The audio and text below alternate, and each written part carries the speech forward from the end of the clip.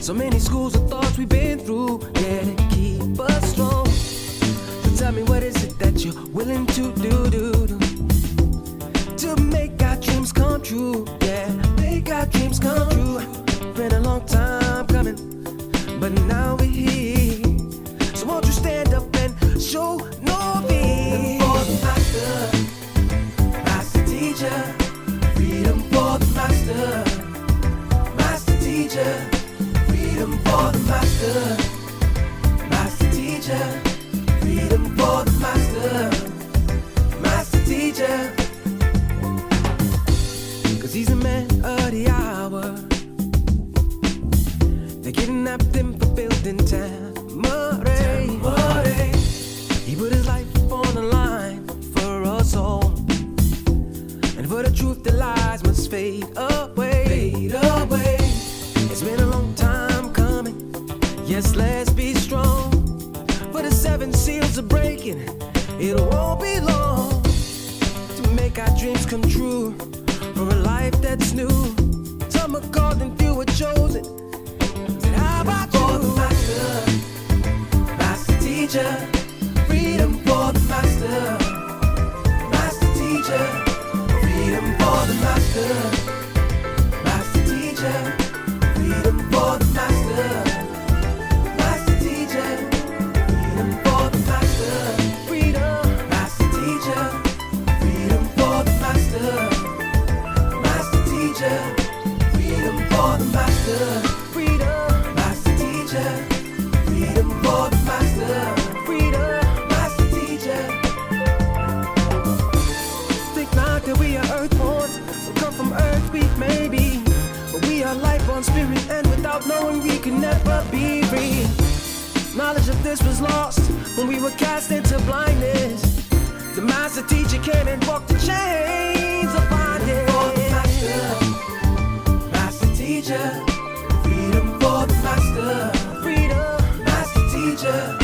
Freedom for the master, freedom, master teacher. Freedom for the master, freedom, master teacher.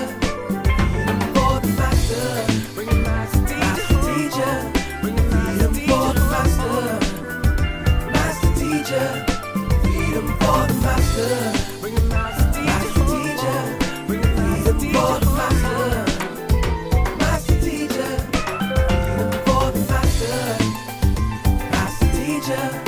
Freedom for the master, master teacher. Freedom for the master, master teacher. Freedom for the master, master teacher. Freedom for the master, master teacher. Freedom for the master, master teacher. Freedom for the master. They did everything in their power to take this land and make sure that what's happening right now does not go on. Freedom, They tried every trick in the book. They ain't finished. They tried slander, defamation of character. They tried to lock brothers up, harass sisters on the street, stop every car coming down, and make sure they did everything they could. And not one person come out and help us. Why? Because they had us marked as a cult. Oh, there's some crazy suicide cult.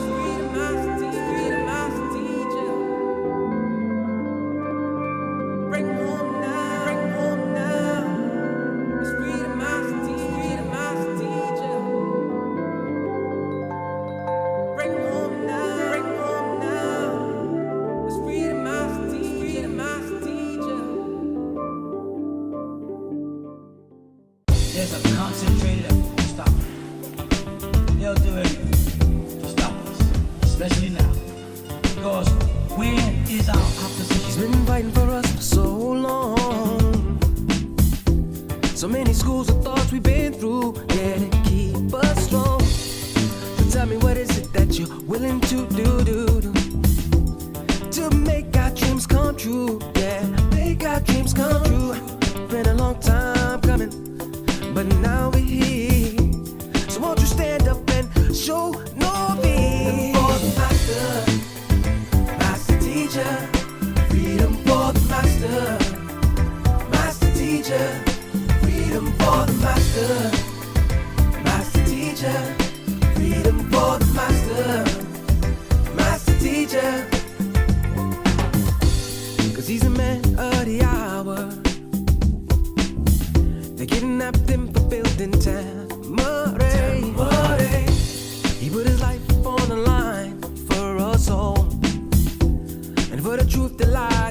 fade away, fade away. It's been a long time coming. Yes, let's be strong. For the 7 seals are breaking. It won't be long to make our dreams come true. For a life that's new. Some are called and few are chosen. Said, how about you? For the master, master teacher. Freedom for the master, master teacher.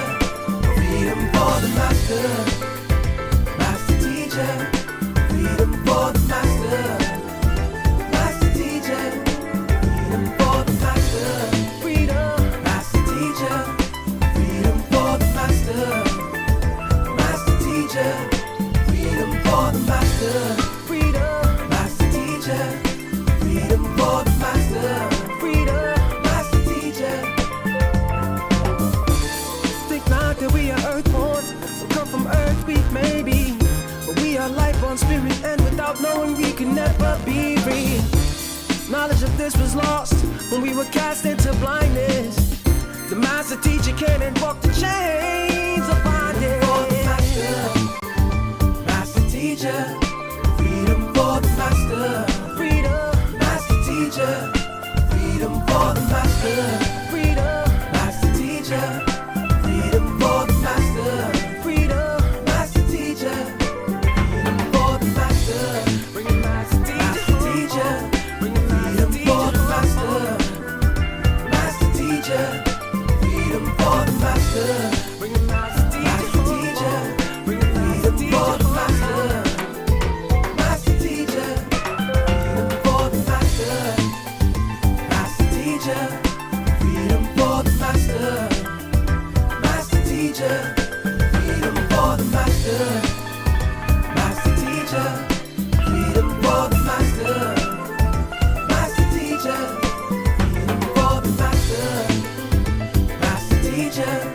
Freedom for the master, master teacher.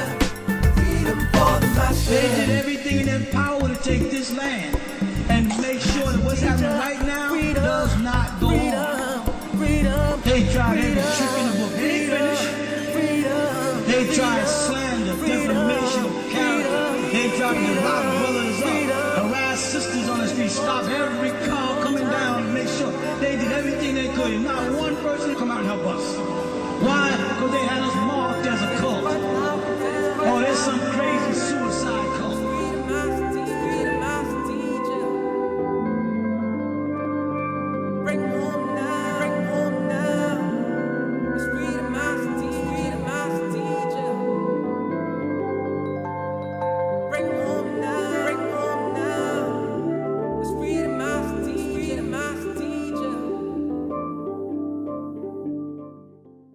There's a concentrated effort to stop it. They'll do everything to stop us, especially now. Because where is our opposition? He's been fighting for us for so long. So many schools of thoughts we've been through, yeah, to keep us strong. So tell me, what is it that you're willing to do to make our dreams come true? Yeah, make our dreams come true. Been a long time coming, but now we're here. So won't you stand up and show no fear? For the master, master teacher. Freedom for the master, master teacher. Freedom for the master, master teacher. Freedom for the master, master teacher. 'Cause he's a man. I'm going to start with our affirmation. I've shared my screen for those who want to follow along. Keep your mics on mute, please, because there's a latency and sometimes it throws off the chant. So if you could just keep it on mute, that would be much appreciated.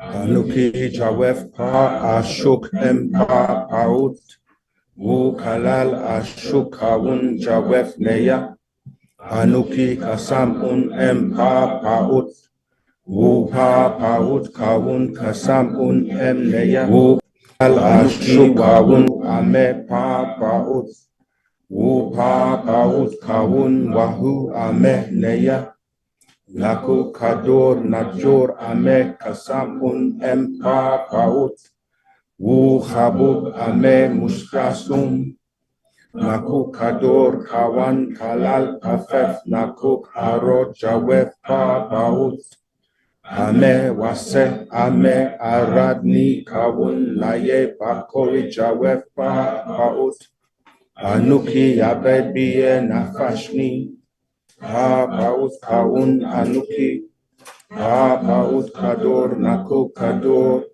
pa baut amul nakuk amul. Okay. For those who are not familiar with that, that's the way we begin classes so that we can invoke our ancestors, because we do nothing without first connecting with them as the overseers to guide us and help us to execute any action in the way that is going to be most successful. All right. My name is Saken Sakamreye. I'm a student teacher of the one and only master teacher, Pana Babyanun.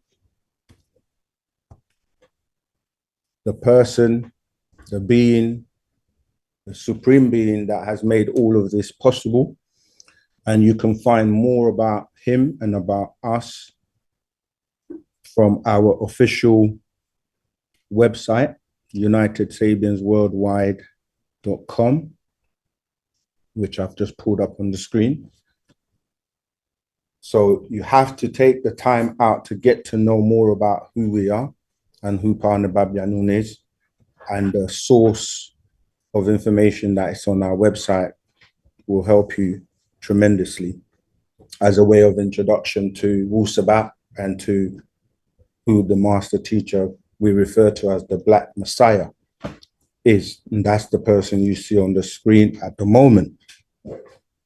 Unfortunately, if you're on Clubhouse, you can't see these images, but for those on Zoom, you can see the website and the images, and you have the opportunity to click the links and his picture to ask him any question that you may have. All right. And you can get access to the shop and to all the books that you hear us reference and mention, because he has authored over 1,000 books covering every subject above and below the sun that you may want to know more about. He's a supreme being, a being that has 76 trillion years of knowledge, a being that has come to renew our story in this new cycle of 24,000 years, which began in the year 2000 AD. Of course, if you only live to 100, 120 years old or 70, 90, you may not see 24,000 years as, you know, it may seem like 24,000 year cycle. Yes, these cycles have been going on for millions and millions of years. And for those of us, our ancestors that have been here, they've witnessed these cycles come and go. So we just happen to be living in a day and time where this new cycle of 24,000 years is upon us. And what comes with that is a complete renewal of what you've been taught that's incorrect, misinformation. And basically he's here to set the record straight, to get rid of the lies and give you truth.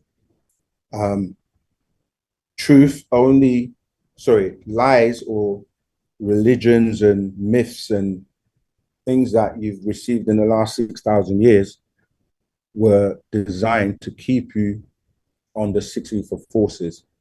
And On the what forces, sorry? six ether forces. Oh, 6 ether, sorry. Yeah. So, you know, you hear the term, the devil's number is 666 and things like that. It's relating to those disagreeable beings that came into existence in terms of they were grafted 6,000 years ago. We count 2,000 years back because we're in the Gregorian calendar that we use as AD. So you started that from 1 AD. But prior to 1 AD, coming up to 2025, which we're in, you have to go before that backwards to BC, which they refer to as before Christ, or BCE, before the Christian era.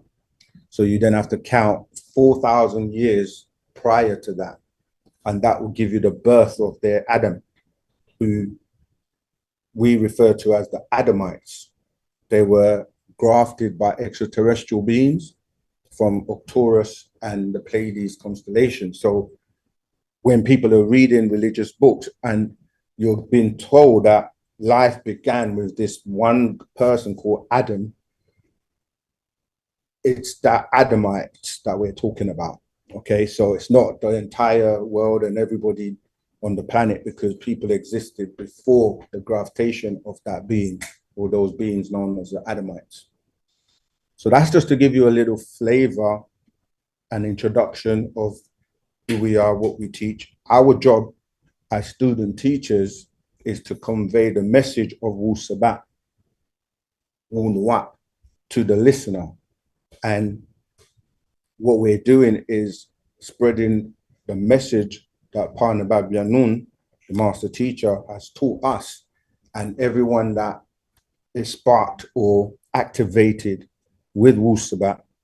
It becomes your job also to spread the information, because we have to reach the entire planet and save humanity. And that's a very important job, and one that I'm very proud of and honored to be able to help achieve. All right, so the title for today class is Ascending and Descending Beings. Just to set your expectations, what I'm going to do is read something which should hopefully spark off, or I don't know, trigger you to kind of ask questions, and then we can basically go into any questions that you may have, and we'll do our best to answer those questions. We would ask if you could take notes and turn your phones off so we don't get distracted, or put it onto silent, and just, you know, have an open mind.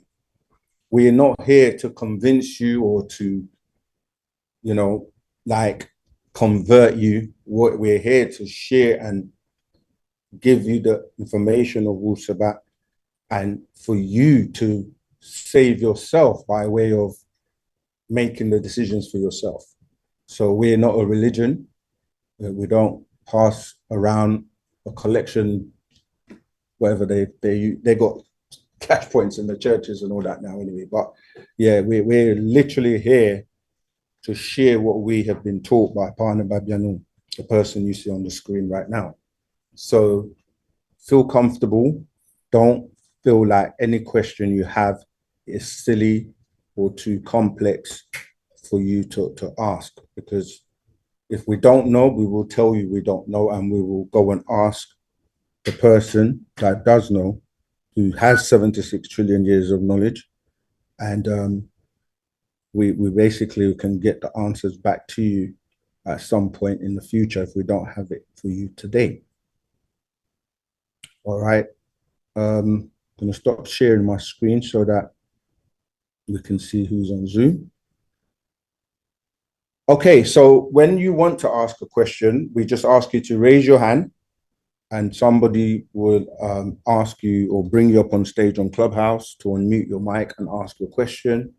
We do ask for you to, you know, be courteous, don't speak over everyone, and try and keep it clear so that we understand what your question is, so we can answer it for you. All right, so with that being said, go ahead, Zama. But I wanted to read something before we get into the Q&A. Yeah, is that okay? Thank you. So just bear with me. Write your question down so you don't forget it. So in view of the title of the class, I'm going to read.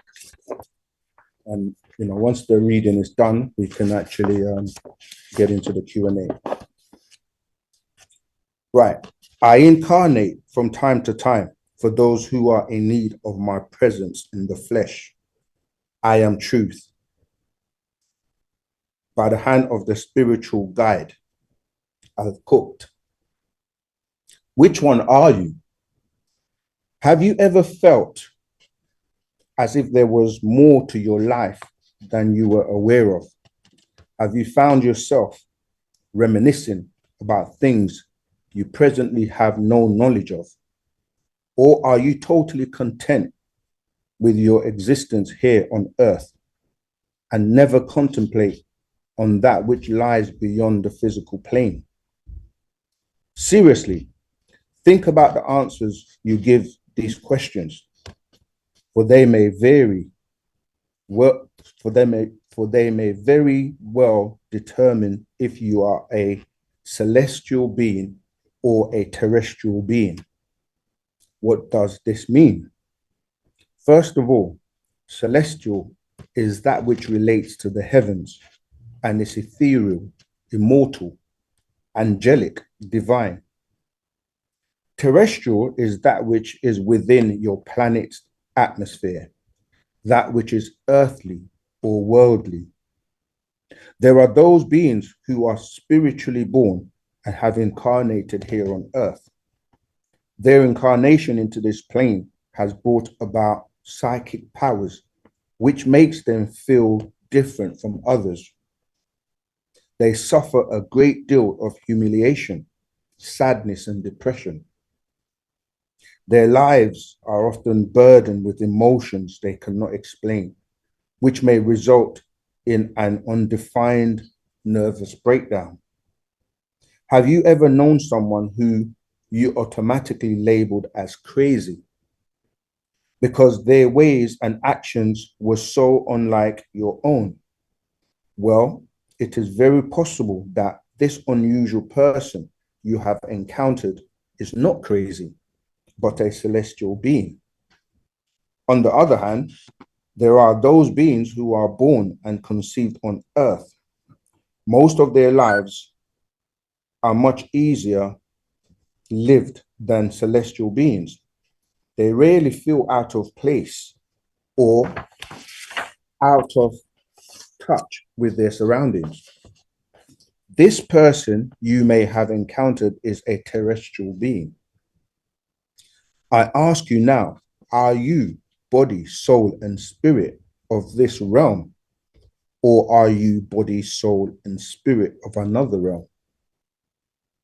You must broaden your thinking to the realization that there are other realms and other beings that exist within these realms. You see, your planet Earth has shifted and you are now embarking upon a new era. Thus, this time is coming when spiritual events are taking place. The climate's changing. The temperature of the western part of the Grand Canyon is shifting. The ice age is melting, etc. All of this is happening because the center of your planet, in the center of your planet, there is an opening. Through this opening, you will find inside the core of your planet, there is a tropical land where beings from other galaxies have come. These supreme beings have come to guide you, and in their efforts have been called many things by those who have little understanding. A spiritual contact by these supreme beings has at one time or another been acquired by even the least educated man. This is possible, for the spirit of the omnipotent reside in us all, that essence which generates the life force within every living, breathing entity.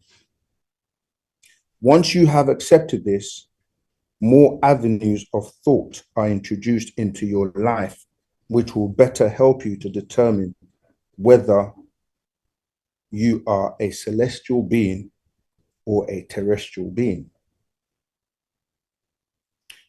Unidentified flying objects.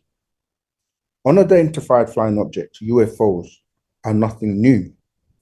They are labeled as unidentified. However, they are identifiable only to those whom they wish to reveal the mysteries unattainable to mortal man. What are these UFOs?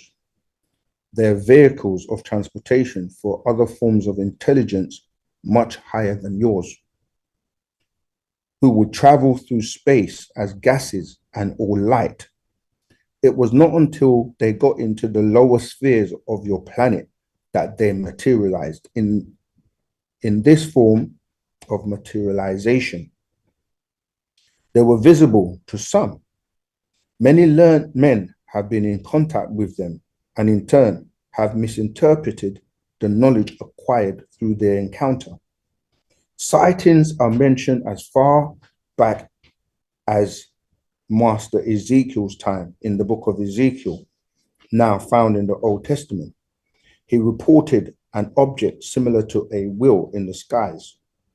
Movies have also contributed to the misinterpretation of these supreme beings. They are depicted so that you will be discouraged and afraid to communicate with them. In doing this, your chance of elevating your spiritual body altogether hindered. You are encouraged to believe that the existence of such beings is unreal. But the fact that so many people have spotted their vehicles of travel from different parts of the world is proof that they do exist. The reality of people experiencing unexplained encounters awakens you to a phenomenon that is not impossible. The masters. The masters are responsible for keeping the universe in order. It is by way of these masters of old that most of the knowledge concerning the mysteries was related to your planet Earth. We came to you as incarnations and possessing qualities of far ahead of your time. Because of this, our teachings have been misconstrued by many who choose to idolize us. It is related that Master Jesus said, "You cannot know the spiritual unless you are born again." He knew, as I know, the secrets of life and death, for he was an incarnation of the divine in the flesh, an avatar. Avatars are the realization, the manifestation of the wishes of the world. By this, I mean avatars came in the past to help other nations of people, and we are here now to remove the karma of this planet and change its fate, which is destruction. The galaxies. There are galaxies other than your own that are held together by mutual gravitation. They reside in other universes. There are 19 universes and over 144,000 galaxies.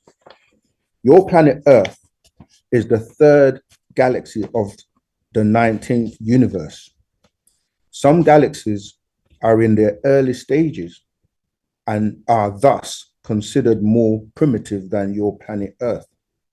Then there are galaxies that are further ahead in development than your galaxy. And there are some that have already reached judgment. The development or advancement of the galaxy depends on the sun. Your galaxy is on its way to destruction. You are doing things on this sphere that are affecting other spheres. If you are physically bound, you will not be able to escape the physical destruction. And that is why I stress that you concentrate on your spiritual growth. Your solar system. The solar system is the sun and the planetary bodies that revolve around it. The planet Earth is in only one solar system that sits in a galaxy which sits in a universe Within this solar system is your Earth and 9 additional planets, making a total of 10 planets. This solar system is equivalent to a grain of sand on the beach. It is 30,000 light years from the center of the galaxy and located about midway between the upper and lower edges of the Milky Way.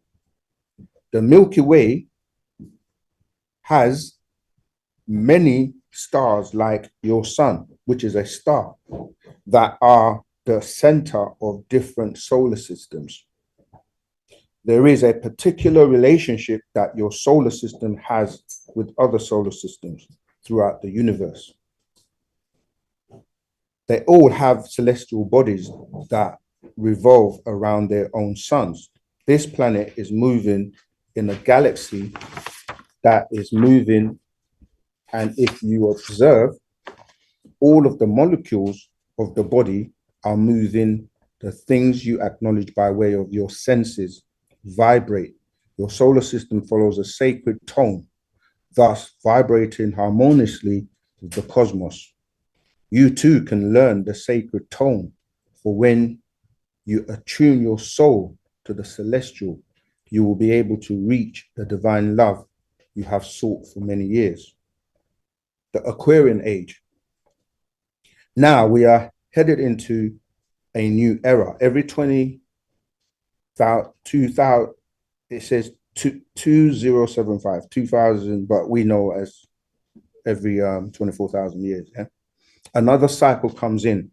We are moving from the era of water, the Aquarian age, to the era of air, which utilizes laser beams, video, ultraviolet rays, etc. The Aquarian age is composed of religions that dealt with the lesser mysteries, which are symbolized with water. The lesser mysteries are those esoteric teachings that have become religions. These religions started with a spiritual nature.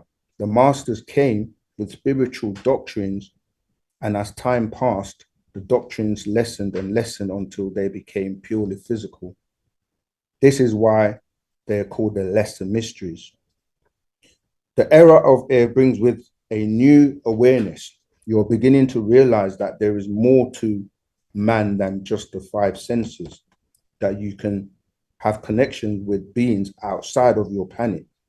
Man is finally acknowledging that when your Old Testament mentions the sons of the omnipotent coming down, that something took place, and that line and that, the cities of Mu, Atlantis, Lemuria did not just disappear. You can now see the supreme beings do personify and bring revelation to those chosen to bring enlightenment to their people. With the many things that are happening before your eyes and within your grasp of understanding, you will know that man is elevating to a point where he's using his mind more than his body. And with this, he will eventually evolve into a mental being. You will begin talking about strict disciplines and the spirit, because you are seeking a higher spiritual world. The latent powers. The body is made up of and functions automatically by way of electrical impulses. Every move you make, whether unconsciously or consciously, is an outcome of thousands of electrical charged cellular ions simulating the end parts of dendrites of the millions of nerve cells found in the body. Within your nervous system, there are also occult nerves, which are stimulated only under certain circumstances and are located in the spinal column and in the brain. The brain itself is a major organ of the body, which is electrically charged. 2 examples of the power that the brain has is its ability to pick up different energy waves that are flowing free in the atmosphere, and it's channeling it to another brain, actually seeing, feeling, or knowing what the person is thinking or experiencing. This is the same principle behind a citizens band unit, which although both receivers are miles apart, they can channel in and communicate through energy. This is the same way you can communicate from one side, mortal, to the other side, immortal. Man has to become aware of these latent powers within him and learn to channel these energies and elevate himself in spirit, transforming from a physical, earthbound being to one who is full of the pure light. He then can seek the source of divine love and return to it, a pure spirit. Since earthly beings are receptacles of flowing energy, the energy currents around in the environment inevitably affect you. The mind deals with every little thing the body receives, just like the sense of taste and smell. One is internal and the other is external. Yet, an external smell reacts upon the internal taste buds to cause assimilation. And when you look at our solar system, you see it mimics or looks like the atom itself, right? So you have a nucleus and you have protons and electrons. And if you look at a cell, you see that you have the nucleus, and you look at the solar system, you see the sun and you see the planets revolving around it too. We're almost done with the reading. Stay with me. Every mood you're in, whether it's anger, joy, or sadness, generates a certain flow or energy, which can, if permitted, expand and incorporate others in it. You must learn how to avoid being susceptible to bad outer forces and open to good forces. Thus, you establish harmony within yourself while teaching others to live in peace. There is another kind of energy that can be seen by those who are sensitive to the unseen things. This is called the aura or the halat. It appears 2 or 3 feet away from the body. The halat is looked upon as the atmosphere of the body because it reflects the real body, its mental mood, health, and character. The purer you are, the more it illuminates your halat will be, the more illuminated your halat or aura will be. Your aura has colors that reflect your moods. The aura can be a multitude of mixtures depending on the different moods you go through. So red projects or encourages desire and evil. Blue is a highly spiritual mood. Yellow reflects intellect or a total state of consciousness. Green is a most divine mood, which is reflected from the heavens of the mental plane. Black reflects supreme balance. White is the state of purity of mind and soul. Brown/gray are negative moods. You have the potential to evolve into beings of an all spiritual nature, but you are rejecting it. You are catering to your physical needs and ignoring your spiritual needs. The soul inside you belongs to love. It only speaks in love. The body is the problem. You must step out of the body and become a spiritual being so that when the time comes, you will live on as other generations have done millions of years ago. The people of Atlantis were an empire practicing transforming themselves, for they saw that their environment was heading towards destruction. This is what you have to learn to do. You have already within you a latent power. It is waiting on you. You can mentally prepare yourself and decide to change the way you have been programmed in this society. What has happened to you is against your heavenly nature. With meditation, fasting, and self-discipline, you will be able to rule the body. The source of all life is divine love, for it is moving inside you. It is a healing force. As you keep a proper diet, a healthy body, you become a hospital within yourself. A mashfa, from the root word shafi, which means to cure, to heal off a disease, or to make someone well or restore to health. And in the Sufi way of life, you seek to cure yourself and others by excelling in your mental powers. So you see, you are a heavenly being, and with the right guidance, you can become a god again. The medical symbol.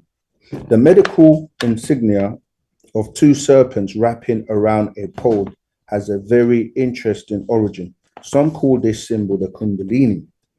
Kund means to burn. Kunda means a coil or spiral. These words come from Sanskrit origin.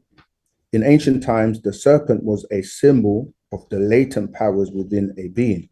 It shows that the third eye is open. These powers that mortals have not yet developed are also called by some as the Latifa or Chi. I tell you this, for it is important that you learn and have proper guidance in order to travel in this cosmos, in this cosmic energy, and not enter into doors you have never find your way out of. Before you even start to practice attuning yourself to the cosmos, it is a necessity to follow certain fundamentals that will lead you into a pure state achieved by healing forces, which can be directed by students of the mystics, the saliks or the mutasawwifa, plural for Sufi. These mental powers are raised from the chi, which are the 12 centers known in the Hindu faith as the 12 cobras of the mind. If you learn how to bring this energy up to the centers, it will reopen what is known as the third eye, or your inner eye.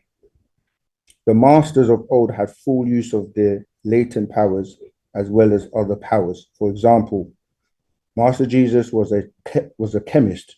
He studied medicine, math, and the sciences. He also told his followers, as I tell you, that they also had these powers. Another was Master Ezekiel, who told his followers of the celestial vehicles of which he knew about. He explained to them that through the utilization of their chakras, the seats of energy within them, they would be able to break the gravitational forces which now imprison you and keep you bound to the physical realm instead of releasing you into your pure state.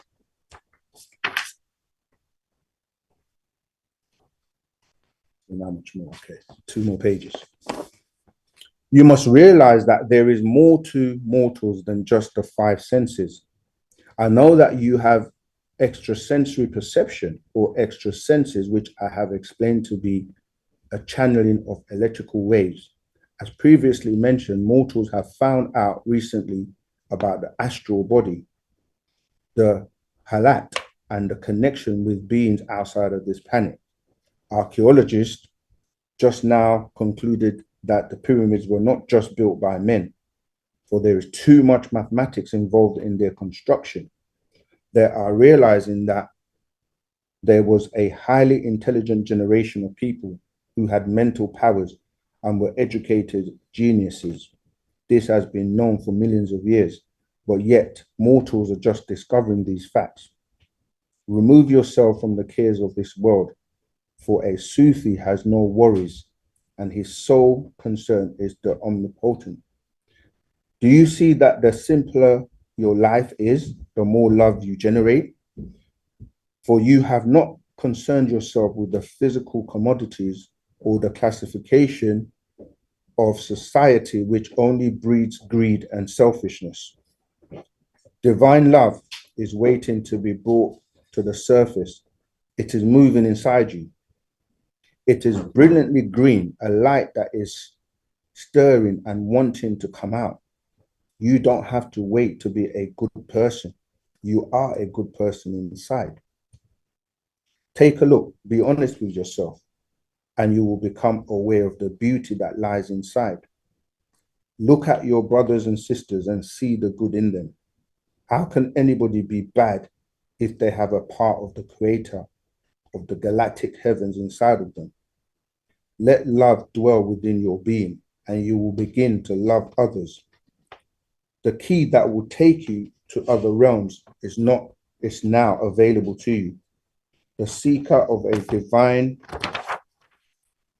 connection, the link that will strengthen your inner being. I speak the language of men so that you may understand the greater mysteries. The doors you are about to enter are the thresholds to the psychic that rekindle the spiritual self. As you journey with me, you will feel the spiritual energies that flow through you, thus revitalizing your physical vessel with new life. Many have already taken the first step towards the emanating light into the corridors of the ancient mysteries. Don't wait until the key is returned to its keeper. Remember what happened in the city of Mu. Reflect on the reality that what happened before will happen again. And if you're not prepared to deal with this reality, pass this on to another being, who in turn may be waiting for the opening of the cosmos. Fear not the darkness if you walk in the light. The sacred writings are ready to be rediscovered. Will you be of the chosen, or will you prefer to be like those who rejected the masters of old, denying the divine teachings, seeking only to gratify your physical needs? Do you want to remain as stones, too hard to receive divine love, conforming to your terrestrial bondage? You have a very prophetic descendancy. You have millions of years of knowledge of the mystical realm, as well as the scientific knowledge of at your fingertips. You are as the lotus flower whose petals are opening to the light. Remember, only the buds that are ready will blossom. And if you wait too long, you may be one of those that may never bloom. At this point, you are that Sufi who has traveled in the world seeking the truth in this very horizontal knowledge. Now, through the Sufi order of the Sons of the Green Light, whose mission is to bring you out of your physical chains, you have found the spot and are ready to blossom and make the vertical contact, the contact within the heavens. I will take you to the next step. I will take you to a marriage with the heavens so that you may develop those powers and move forward to the path of becoming a celestial being. And the last part, I am sent to you with a torch of light in this dark road of life. Stay close to me. By the hand of the spiritual guide, Al-Qut, I invite you to enter the gates of the universal order of love. Like the masters of old who called upon the devotees, enter the gates and discover your latent powers, be of the celestial beings. All right, so that's the end of that reading. And to go back to the title of today's class, Ascending or Descending Beings. I see you, I'm going to come to you. Which one are you? Are you ascending or descending? And when you start to look at the pyramid, as above, there you can see here, as above, so below. Are you rising up or are you going down? So with that, I see you have your hand up. I'll open up for Q&A. Greetings. Greetings. On that question you just posed there, ascending or descending, since I've been coming here, I'm not sure if I'm ascending or descending, because sometimes I feel high and sometimes I feel like I'm reaching new lows, like almost like a breakdown. So what's your question? Am I ascending or descending or both? That's a very interesting point. When you look at that, what you're looking at is a sine wave like this, yeah, which is like the if you look at it like a mountain, and then you have a valley, and you have a mountain, and you have a valley. And it's a great question because a lot of people face this highs and lows, yeah, where you're feeling really great and then you might be depressed, and you're feeling great and you're depressed. You can love the people around you, the world around you, and then other times you don't even want to be of it. So the idea is not to go up and down because that's erratic. Yeah. You need to get to a point where you have balance, straight line. So up or down doesn't make a difference. When you bring this to what people deal with every day, like let's say weather. Some people love it when it's sunny. They love the sun. Oh, beautiful. But the minute it rains, they curse the rain, right? Oh, goodness, why is it raining? But there are plants and nature that require the rain. So you can't just think about yourself. Like rain is also as good as the sun. So what you have to recognize is that whether it's raining or sunny, you are appreciating both sides. And we can move that to anything you can think of. Like that's why I said up and down, like ascending or descending. Everything in life vibrates, but the vibration can be erratic or it can be smooth. So when you're in a bad relationship, oh, you have disagreeable towards that person. And when you're in a good relationship, you're happy, but you should be appreciating both of them. So you learn from what you would consider bad because it's still an experience, and you also learn from the good. What people do is this has been done because of religions and the lesser mysteries, where they give you this, you got to be good all the time in religion, but you can't be good all the time because there will be times where you might have a what you call a bad or disagreeable day. So it's being able to be in a situation where no matter what, you are still balanced. You know, the person that is able to see the positive and the negative, or the agreeable and the disagreeable in people, and still be balanced. That's what you're aiming to be. So the ups and downs and the lows and highs are due to the extremes. Nobody should be at any extreme. You can't like wear your pants or your trousers too baggy because they're falling off. And you can't wear them too tight either because your body doesn't breathe. And, you know, so wu-nuwaup, Wu-Sabat is all about you having that balance. And that's what we're talking about. So in order for you to get to that point where you're not feeling highs and lows, you have to learn how to balance everything. And that's your mind as well. Like, you know, you have people who, if you look at the environment, so you go to someone's house or their work desk or whatever, it reflects their mental state.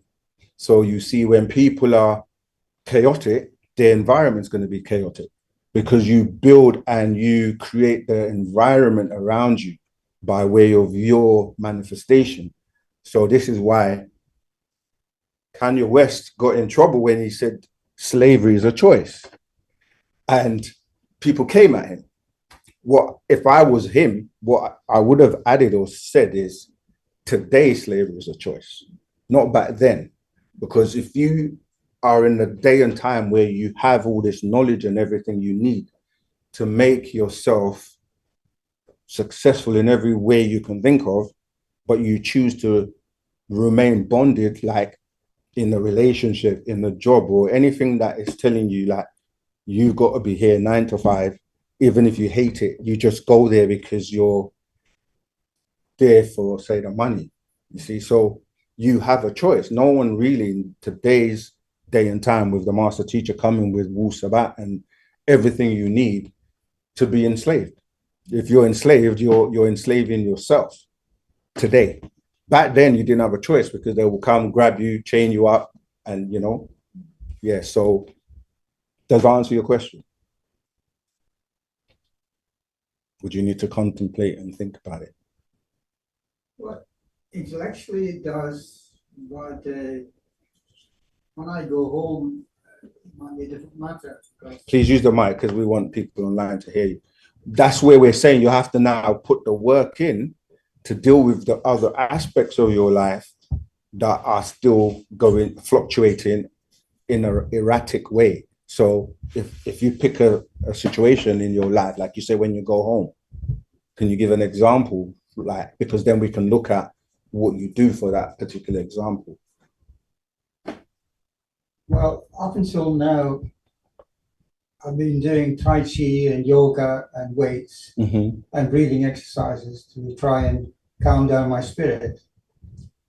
Because, like most Black people, we live in an environment which is not so positive towards us. Right.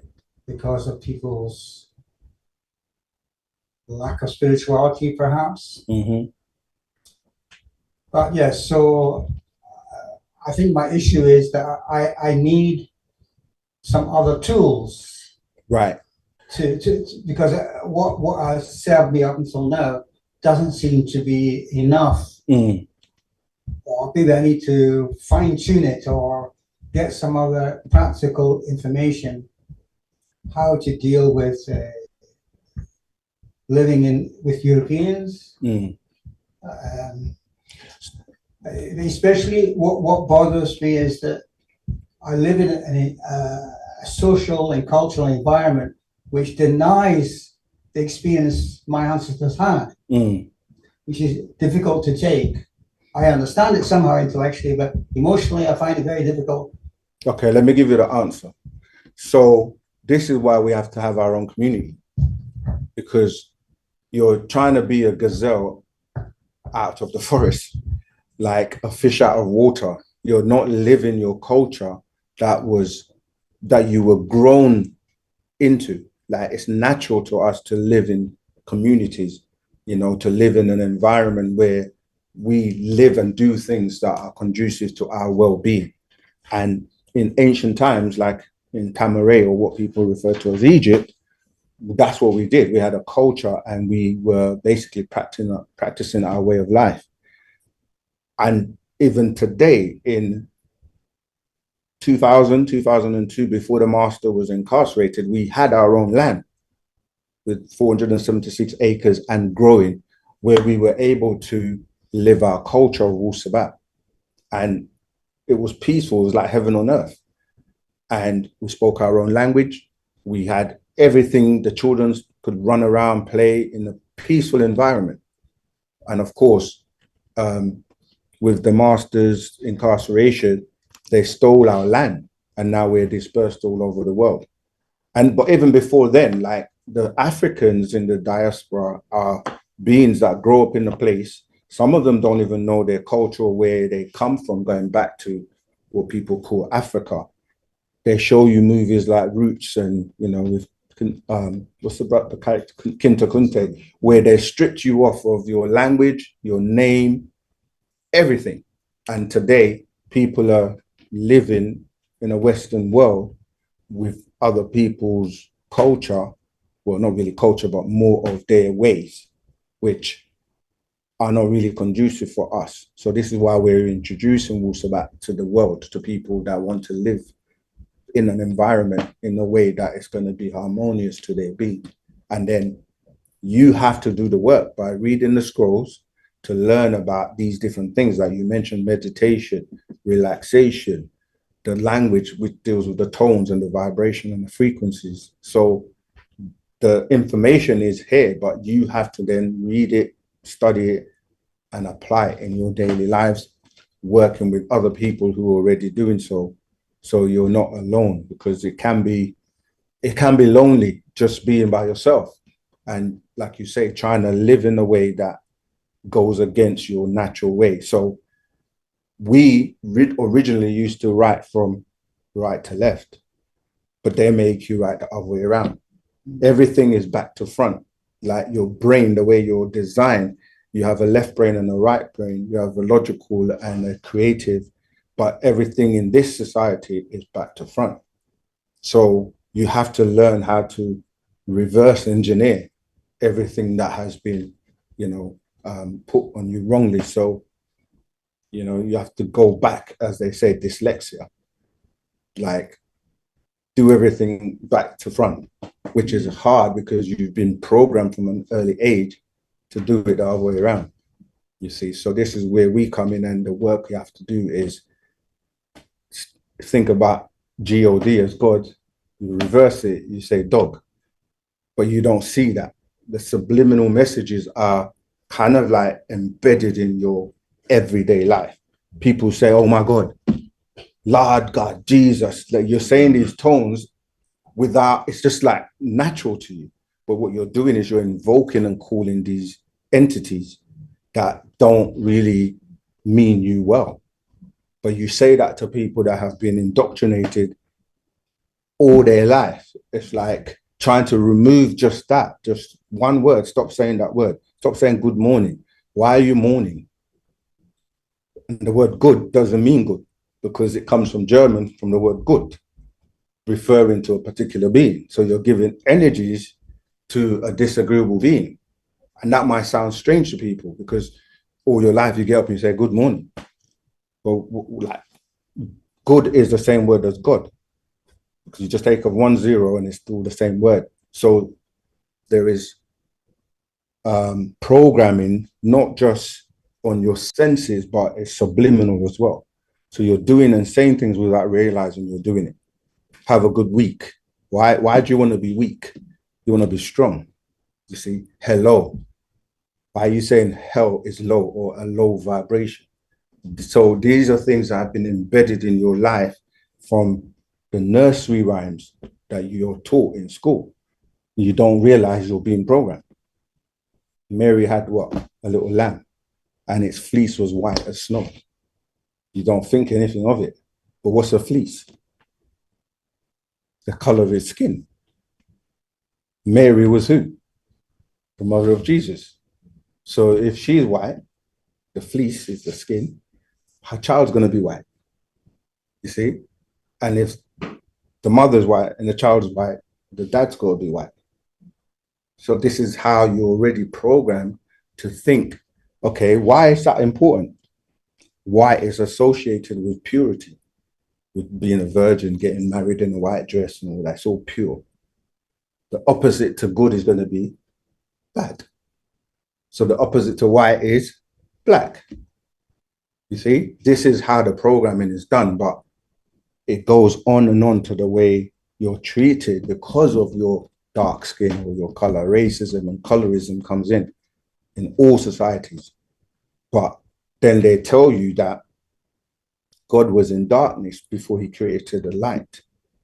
So God dwells in darkness, which is a peaceful state. Because when you want to go to sleep, you turn off the lights. When you want rest and want to be in a pure, pristine, calm environment, you turn off all the lights and you go into darkness. So I'm showing you how simple it is for you to be programmed in a way that goes against you in every shape or form. And when you start to reverse that, they say, oh, you're being racist. But it was okay when I was the one being subjected to the lies and made to feel inferior. But now I'm saying, well, actually, no, you become the racist, as if it's something bad. To be racist is not necessarily a bad thing. It means you prefer your own race. Everybody prefers their own race. If I prefer to play the guitar to the piano, I'm a guitarist. You see, not a violinist. Look at me. Yeah, so we're debunking and giving back the rightful knowledge because it's time now. It's time for beings to wake up. Doesn't matter who you are, what color, what race you are. I'm just using those examples, but it's about your spiritual being now. It's about you connecting with the real you. But to learn that knowledge of who you really are, this is why the master is here. Because he is a master of both the spiritual world and the physical world, or the unseen world and the seen world. And the things that are going to take you to those higher levels are the things that people can't explain, or that, in religion, they haven't got the answers for it. And that's what Wu-Sabat's here to do. Any other questions from anyone? Online as well, Clubhouse or Zoom or in the class? First of all, what scroll was you reading from? Sorry. Yeah, good question. It's a scroll called Celestial Being or Terrestrial Being from the Master Teacher, which was written many, many years ago. To as well. The second question is, in terms of the psychic defense, are you able to explain that with the analogy of war? In terms of, like, you know, soldiers don't just go to war guns blazing. They prepare beforehand, they discuss how their game plan's going to be, they strategize, and then they go, and then even when they're there, they're making sure their weapons work before they get there.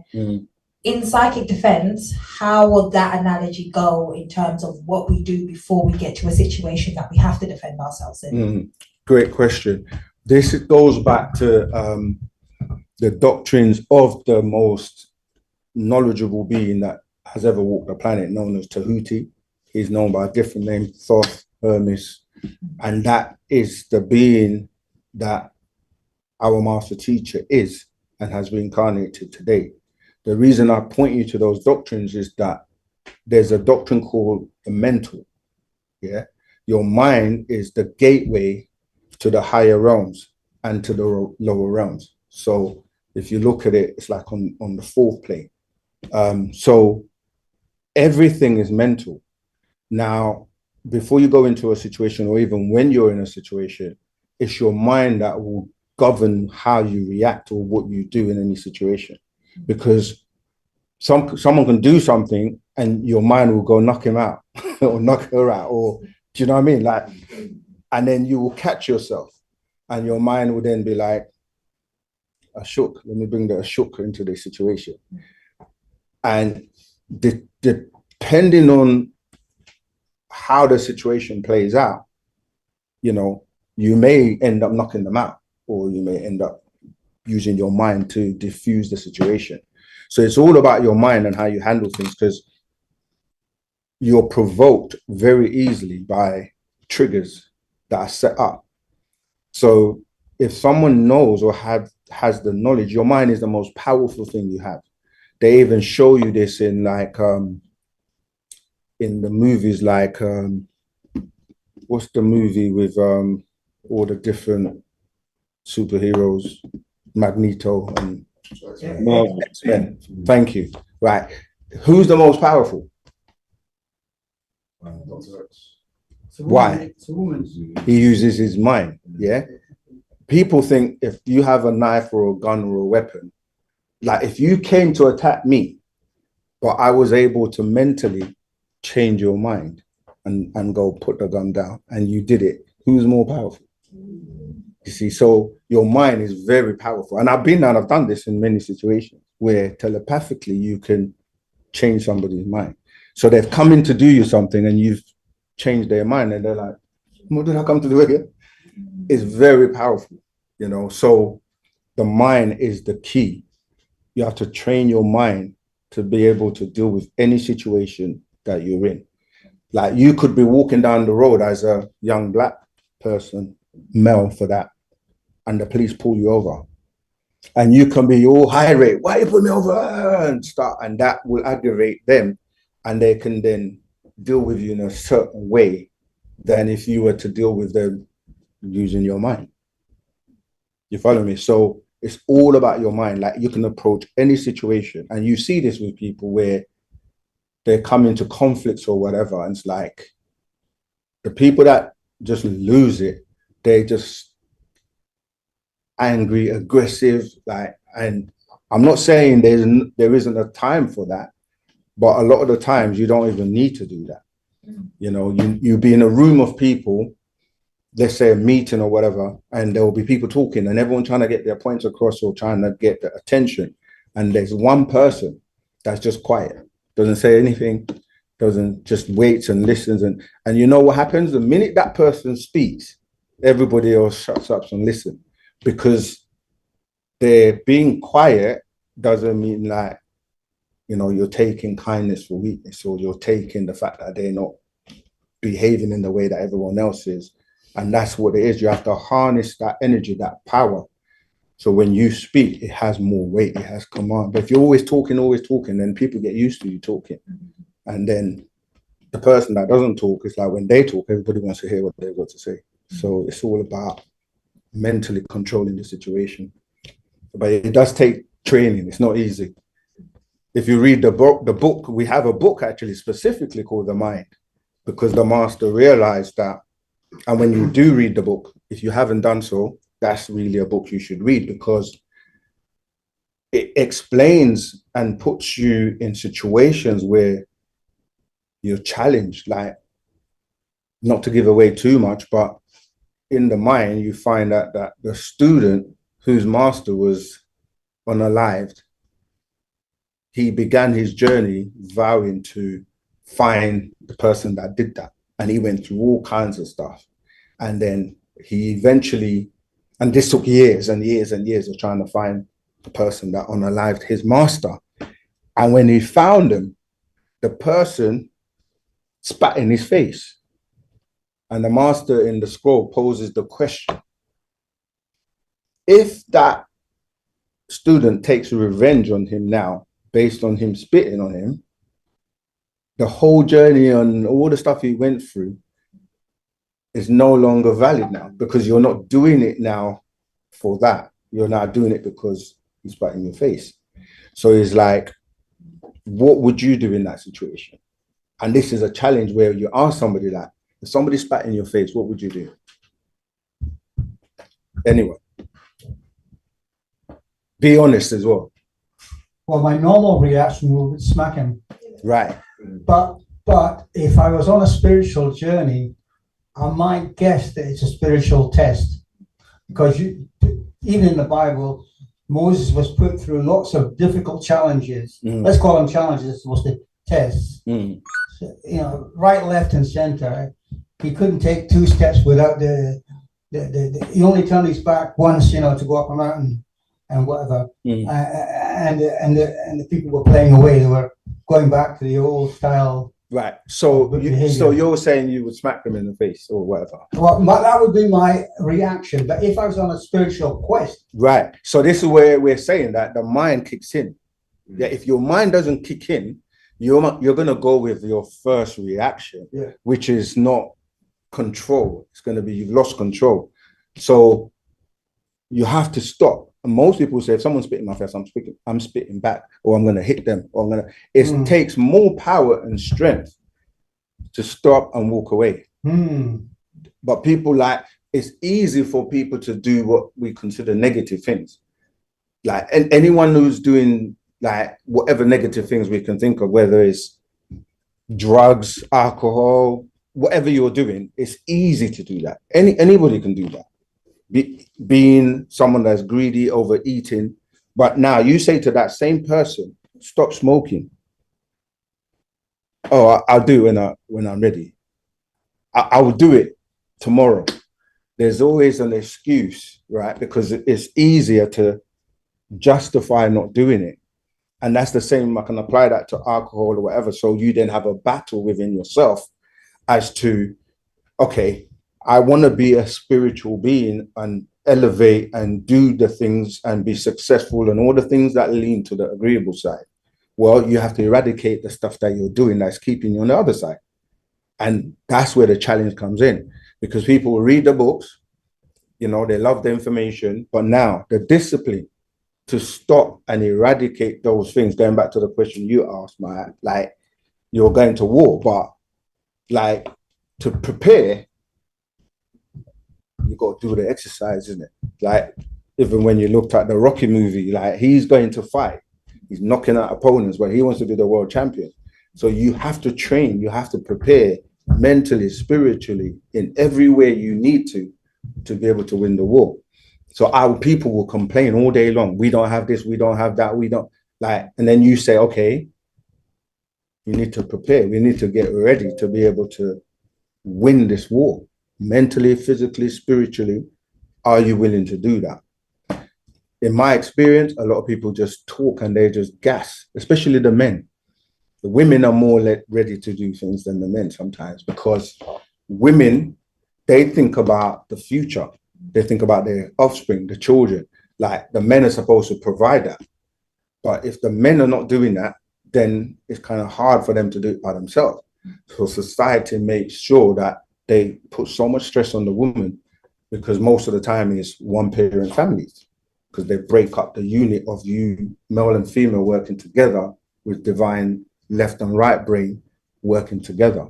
Because that's what happens in most societies. Like if you look at the Asian or look at other races, the woman is very active and very involved in, you know what I mean, what they're doing as a community.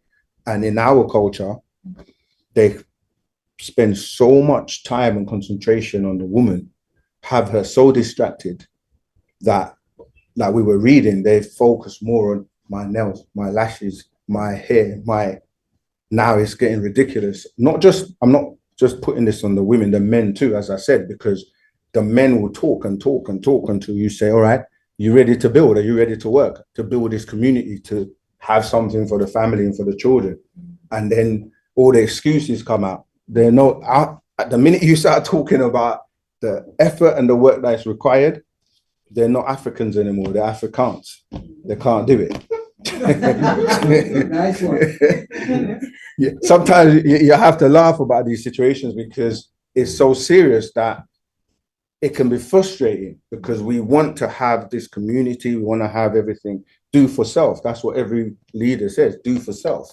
Don't expect anyone to come and do it for you, especially those that want to keep you down. So how do you send your children to be educated by them and expect they're going to teach them not to work for them? So it's like we just perpetuate this cycle of just gassing and talking. But in Wu-Sabat, the master teacher showed us what's possible because we built 3 separate communities. And, you know, people talk about Black Wall Street and all of these other things that were in the past. Ancient Egypt, we were so great. You hear people talk, they read a million books, how great we were.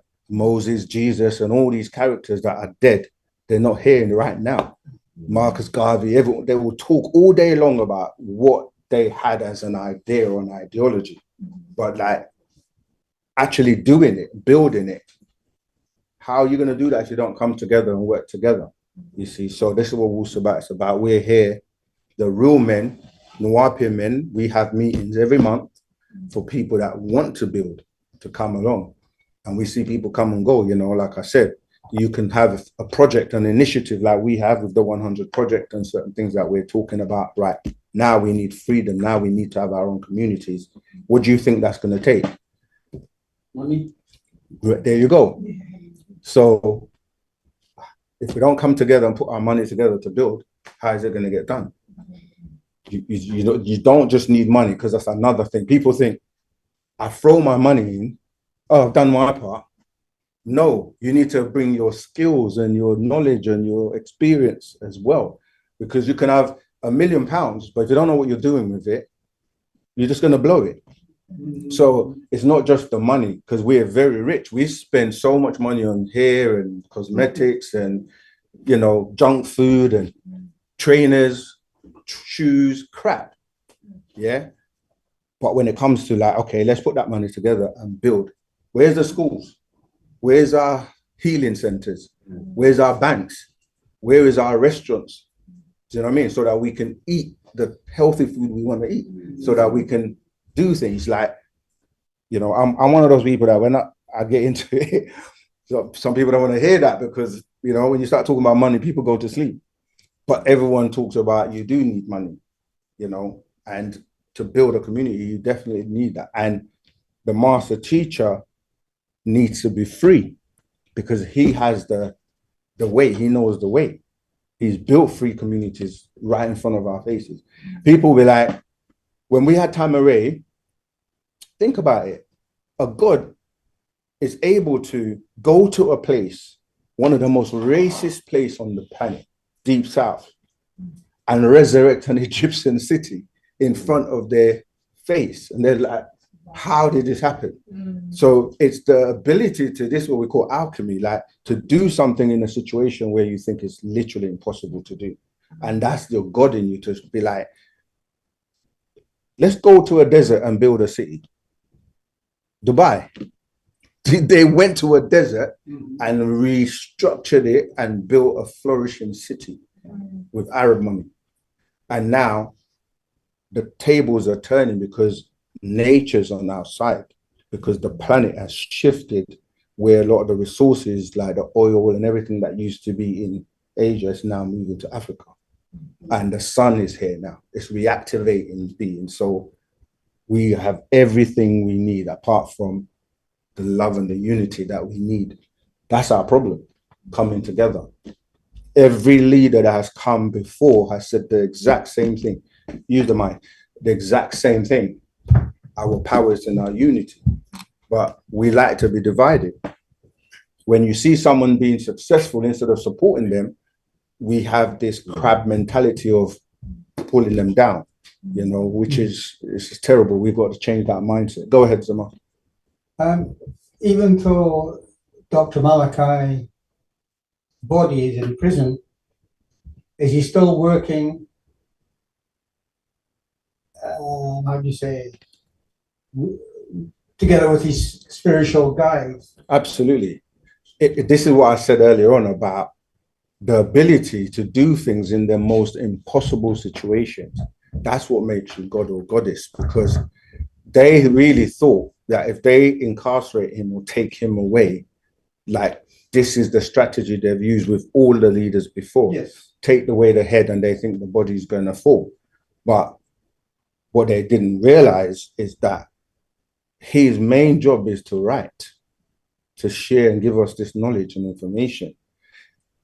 So even though they had him incarcerated, he was put in the perfect place without any distractions, but to write all day, because his pen is his miracle. So he wrote more books since he's been incarcerated than when he was not incarcerated. And I'm not saying that for any moment to say we want to keep him in there because we want him out and he's coming out. But what I'm saying is that even within the confines of the physical body in a cell, the being known as Yanun is not trapped in any way, shape, or form, because that being uses his mental to the point where the mental is so powerful that he's still able to reach anyone on the planet with just a pen. So in ancient times, you talk about the sword, right? People think about a sword. When you think about the sword, because even like in the Jesus story, when he was afraid that they were coming for him, his disciples, he told them to go and buy swords, right? But there's certain stories in the Bible that are symbolic or allegorical. The sword, if you really spell it, is S word, secret or sacred word. So the sword is your tongue, the double-edged tongue. So you can speak into existence power. That's the double-edged sword that you're talking about. The ability to have the language to be able to speak in different languages, which in the religious world, that's your Arabic because of the Quran and the Hebrew for the Old Testament. So he was able to bring everyone together. And even though he was taking us through the school of religion, the symbol he put out for our organization at the time was the six-pointed star with a crescent, but he had the ankh in the middle, the ankh here. And that was able to keep the religious people away, but at the same time bring the right people together. So when people that were in Islam, they saw the crescent, it attracted them. But they're like, but why has it got a six-pointed star, not a five-pointed star? Because if you go and look at the religious groups, whether it's the Nation of Islam or most, they have a five-pointed star with a crescent. But he had a six-pointed star, which to someone who was coming from Judaism or the Jewish background, they will look at the six-pointed star and they're like, that's us. Like if you look at Israel now today, you see they have a six-pointed star. But then you had the Ankh in the middle, which was Kemet dealing with ancient Egypt. So even when we were going through the schools of religion, he was intravenously feeding us our culture of Wu-Sabat, taking us back to ancient Kemet, ancient Egypt. and pre-dynastic at that. So he was able to basically unite us up until the point where we grew religion, and we wanted to know more about who we are. You know, that's when Wu-Sabat was actually fully practiced or come into practice in the year 2000, because he knew that by the year 2000, the 6,000 years of the devil's cycles will be up. So they wouldn't have as much influence or power over the people, you see. So he started giving us Wu-Sabat. 2 years later, we, our own people, are the ones that put him where he is by going to these officials and wanting to escape and not deal with their own stuff, you see, because they wanted the outside world. They wanted to live like the devil. They wanted to do all the things of the world, because they were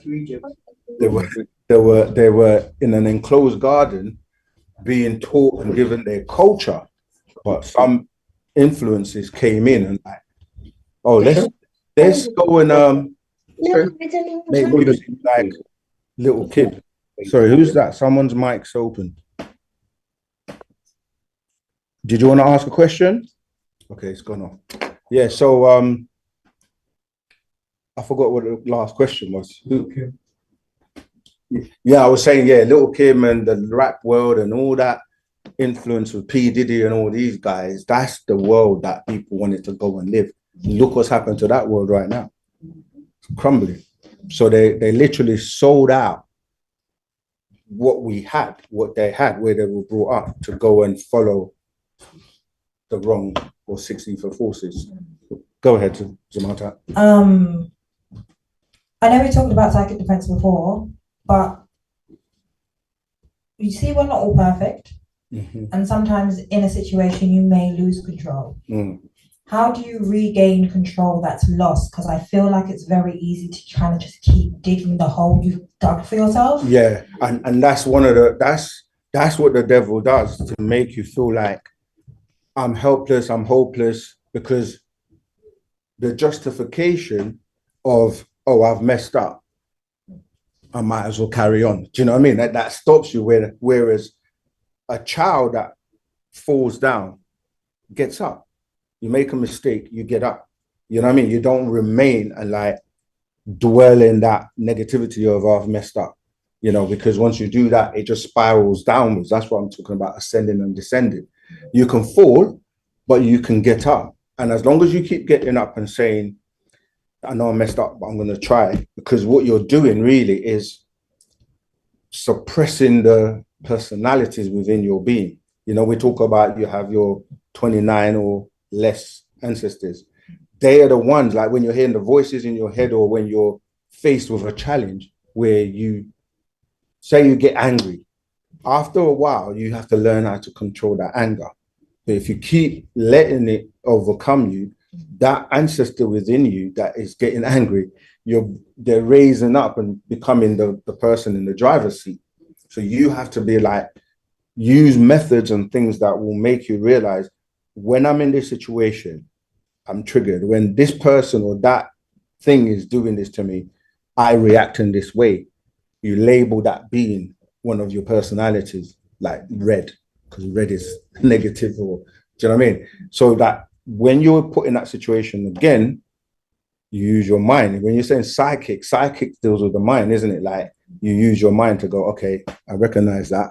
I fell before. You got me the last time, but this time I'm not giving in to eating that cake or whatever it is. You know what I mean? Like someone comes, let's go out to a party. You must have experienced this, or take you somewhere. You go and your intuition tells you don't go, and you override it and you still go. Then you go into a situation and then you're like, I knew I shouldn't have gone.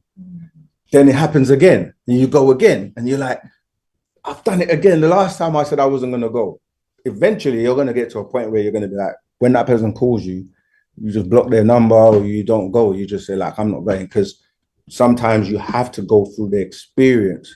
Experience is normally one of the best teachers, because how much more do you want to be like in a situation where you feel awful? Like you lower yourself, your divinity, to the point where like even people that drink or smoke or have any vices, whether it's they're sexual addicts or whatever, or that you do it to the point where you keep saying to yourself, man, I gotta give up. But you keep doing it until one day you're gonna get so like tired and sick of it that you're gonna be like, you know what, if I really do want to elevate, I've got to give this up. And that's what we call burning your desires. You know, just like you can't say you want to go up, ascending, but then you keep doing things that are pulling you down. So the class, again, just to reset the room of ascending or descending beings, is like you literally have to change. If you don't change, then you're going to just keep going in the same cycle. So you have to get to that point where you say, you know what, I am really ready to take this journey and to clean up myself inside out. You're not going to be perfect, as you say, because you're going to make mistakes, but it's you have to just keep going, and then eventually you see the improvement. Rollbacks again. Rahul, See how you doing? I'm doing my best. Go ahead. Just regarding Zamaltat's question, there are 3 books that she can refer to. It's called the Breath Book. Mm-hmm. And there's an actual practice in there that she can actually apply, and also concentration and relaxation. So in the Breath Book, it's called Controlling the Emotions on page 97, verse 76. Okay. Wow. Did you get that? Yeah. So the 3 books to help you is concentration, relaxation, and the Breath Book. Yeah, that's a good practical way, because sometimes, you have to put it into actual practice. Go ahead, Kobe. Rahubat. So just 2 things based on what we've been speaking about. I had an experience not too long ago. Basically, a vice that I've been dealing with for a long time, I've started burning out. And I was waking up from a dream, and I felt, as I'm waking up, I felt an entity. I don't know whether it's something that's within me or outside of me, but it was talking about destroying my day, basically. Right now, because I'm in Wu-Sabat, I've got a 9 mind. I knew what to do as soon as I got up. And then I went on with my day, and I was good throughout the day. But where I don't know what that is, I'm still trying to identify these things. Is there anything I can do on a preventative measure to prevent these things from potentially trying to attack? Yeah. To be honest, if you put into practice the things in Wu-Sabat, like the chants, do you chant at 9 a.m.? Yeah, I think my problem is I'm not doing it before I go to sleep. Right. I'm just saying that when you're focused on Wu-Sabat, like for example, the chant, learning the language, studying the scrolls, sharing what you know with, you really have no time, to be, like what I'm basically saying, your psychic defense comes from doing the things we need to be doing. It's when you're not applying those things, that's when they slip in, between the lows and the highs that we were talking about. So I would say that if you're doing the things we're supposed to do, you're more, it's like the personalities within you. You've got agreeable and disagreeable. And what's happening is the disagreeable, they want to live their life through you and experience certain things through you. So the vice you might think is you, but it's not you. It's one of those voices, one of those ancestors that want to experience that. But you will hear the voices in your head. They will persuade you like, it's all right, just only one, just have one. And before you know it, that one turns into a repetition, and you're creating grooves in your brain, because what's happening is that thoughts create like their pathways, because the way the communication works is you've got different neurons, and they communicate by the synapses. And the more you do the same thing over and over again, it creates that groove, which becomes eventually a habit. and then it becomes habitual, and now you have to fight that addiction because it can get to become an addiction. So it's about being able to recognize those thoughts and be like, override it. Do you know what I mean? It's like, it's hard, but the more you do it, the more you practice, it's like eventually it becomes, you've reprogrammed yourself to do the opposite. So for example, if you wake up and the first thing you do, generally, a lot of people do this, they wake up, first thing they do is they pick up their devices. That's not good because the device is sending energy to you by way of light through the device. So it might be, oh, let me check my email, or let me check TikTok, or let me check Facebook, or do you know what I mean? And it's like that energy alone can just throw your whole day off. Yeah, because you might get into some gossip, or you know, like some sexual image or something will pop up. Before you know it, your entire day has shifted. Whereas if you get into the habit of, okay, I'm not going to pick up my phone, I'm going to meditate first, I'm going to chant first, I'm going to get myself prepared for the world that I'm about to go into, then you've already, it's like, if you get up early and go for a run, or go, you know, do some exercise and do your meditation and everything, by the time 9 o'clock, let's say you have to be at work for 9 o'clock, you've done all that stuff before, you're prepared for the rest of the day, you see. So it's discipline. The word discipline is disciple. That's where it comes from. A disciple is a student. That's what the word means. So you have to discipline yourself to override or overcome the challenges that, you know, you're getting pulled in different directions from. So yeah, you have to literally just try and implement, okay, what do you eat during the day? Who do you go and interact with? Do you get to read any scrolls during the day? If you're focusing on those things, you see that it will definitely stop you or help you from, you know what I mean, being sidetracked. Yeah. Just a small addition to that before I move on to the next question. I always find, well, in the past, I found that when you're sort of trying to come off one vice, another one takes over. And yeah, I guess for me now, where I'm at in my spiritual growth, if you want to put it that way, it's doing without all of these things. And I feel like it's my mood now that's affected. Yeah. So moving on to the next question. Let me just touch on that point. You're right. What people do is they're like, I give up smoking, so I start to drink more.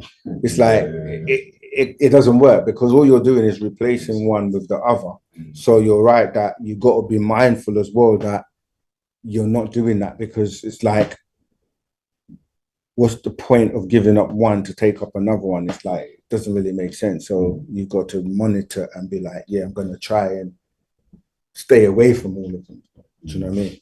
Go over with the second question. So you were saying earlier about, you gave that example that was in the mind book about someone spitting in your face. Now, not to say anyone spat in my face, but I've been through a situation where, I don't know, maybe I've been disrespected, yeah, but I've kind of just taken the disrespect and walked off. My issue is what builds up inside me. It's like, I don't know, it's an extra level of resentment. And I feel like that kind of affects my mood. That, or for example, that particular example I'm talking about, it eventually it's done a 360 on itself. Yeah. And it's shown that actually I did the right thing in the long run. Right. By not reacting to the disrespect. This is where the thing that you're really here to study and master and learn is energy. Yeah. Energy, everything we do involves energy in one form or another. You have to learn how to, like we say, alchemize or channel that energy. So instead of being angry and going and doing something negative, what about, okay, I'm going to do 100 press-ups instead? You know what I mean? And as simple as that may sound, it's like you doing the press-ups is going to channel that energy into something else, and you're going to benefit from it because you're going to be probably stronger now because you're training. So it's knowing how to transform energy. This is in the world, people say, if somebody sends me or does anything negative to me, I will send it back to them. That's not what you should be doing. In Wu-Sabat, we're able to take that energy, transform it, and send it back out in a good way. So you don't go return to sender. You're like, okay, you sent me that negative thought, whatever, like to harm me or whatever. People talk about voodoo or like, oh yeah, someone's going to do that to you. But if you know that and you send them love, this is what we were saying about the mental capacity to change somebody else's mind. You're helping them, even though they're trying to harm you.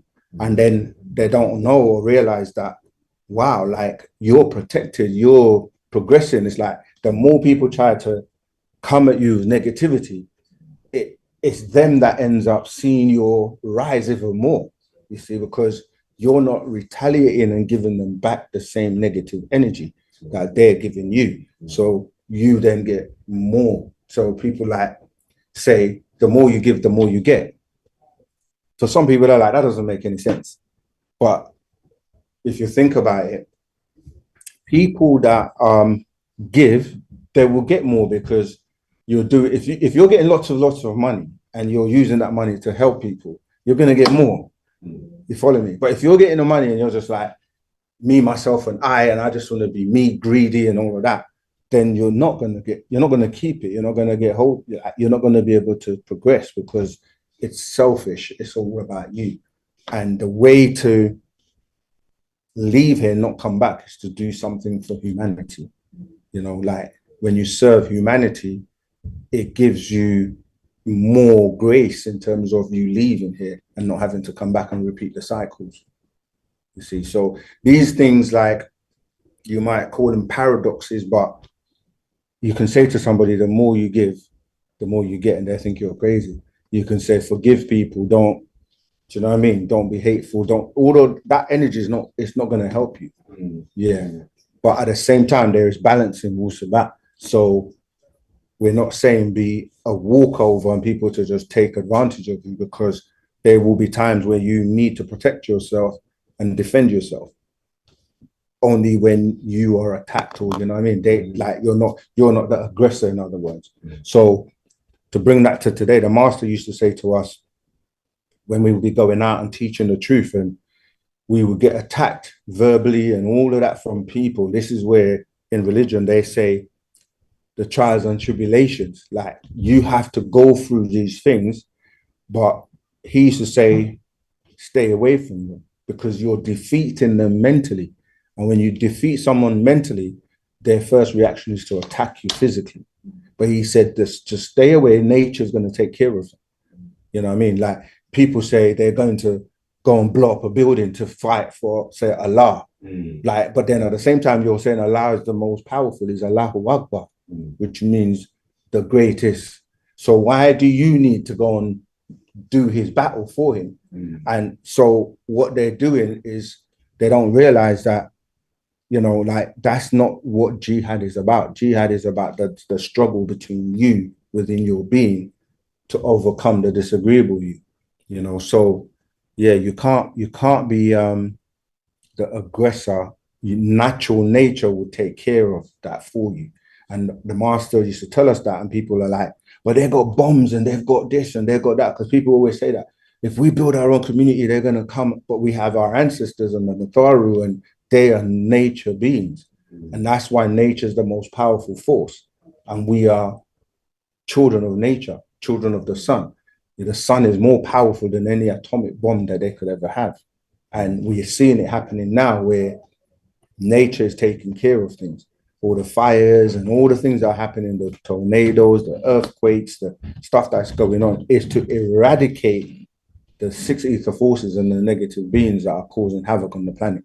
But for you to be caught up in that, it's because you're also practicing, or you're putting yourself in harm's way. So you just go remove yourself and let nature take care of it and deal with what it has to deal with. And it's happening now.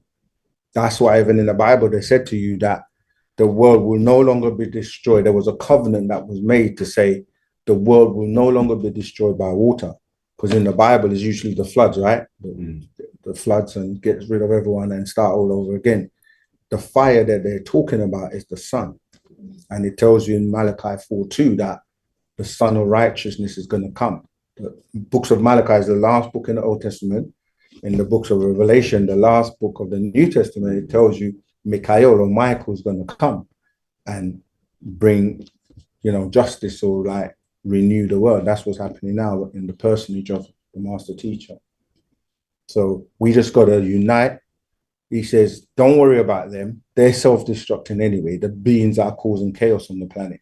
They deal with wars and all of that. And that's what they're doing. They're fighting each other and just killing each other off. You just got to focus on developing your being, working with like-minded beings, and building a world that is conducive for those people that want to live in that peace and harmony. That's what Wu-Sabat's about. Let me see some. You got another question? No, I was just going to say I should. Did you have a question? All right. After that, I want to take the questions in the chat. We've got loads of questions in the chat.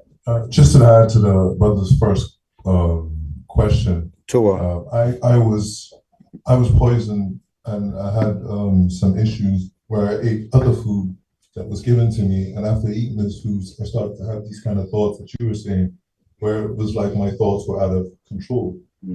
Especially this experience happened to me actually when I was in prison, where it was a totally different controlled environment where they would turn the TV on and my brain would hurt, right? So I would have these random weird thoughts like cursing and all these kind of things that I know to not be mine. And I would instantly start saying the Psalms. And actually in prison, I did that. I memorized about 7 Psalms or so, and I would start to say it. And as soon as I did start to say it, it would subside. The things in me I would feel going down. I would actually start farting sometimes from the food that they were giving me. So it's like there's something alive inside the food. And I start saying the Psalms and I start. Is there a question on the back of that, or you just wanted to share? Yeah. Okay. The question now is, you were saying that it could be his ancestors. You touched on a very important aspect, which is the food that you eat, okay? Because you hear the term, you are what you eat. When you go deep into that, if you're eating animals or flesh, a lot of the time, the trauma that the animal experienced, when you eat it, it goes into you as well. So you will have dreams and you can be affected by that animal, you see. So what you eat is very important. And today we're eating a lot of unnatural foods, and that will have a vibration that vibration is within you. So diet and what we eat is so important. So that relates to that. So like, because you have to understand your nature, you have a godly nature for simplicity and you have a devil's nature within you. What you're doing when you're doing certain things is feeding the reptilian nature within you, the aggressive side of you. This is why like red meat or bloody red meat is not good for you, because it increases that aggression. Yeah. When you eat a lot of dairy products, that's not good for you either, because it clogs up your system, builds a lot of mucus, and this is energy as well. You have to always think of food and things you put in as energy. So if you're weighing down with negative energy, or you're going to become more acidic, and that's going to affect your behavior. But if you are more electric or eating, more alkaline foods, then you're going to be more calm and your being is going to be in a different state. So these all have, parts of the impact that it has on you as a being, but it goes beyond that. It's the lights that you're subjected to, the fabrics that you're wearing, because as Nagaru, we are electromagnetic semiconductors. We pick up energies from everywhere, but you have to attune yourself to reject the negative. That's what we're talking about with the psychic self-defense, because you're constantly picking thoughts. You're picking up waves from different people.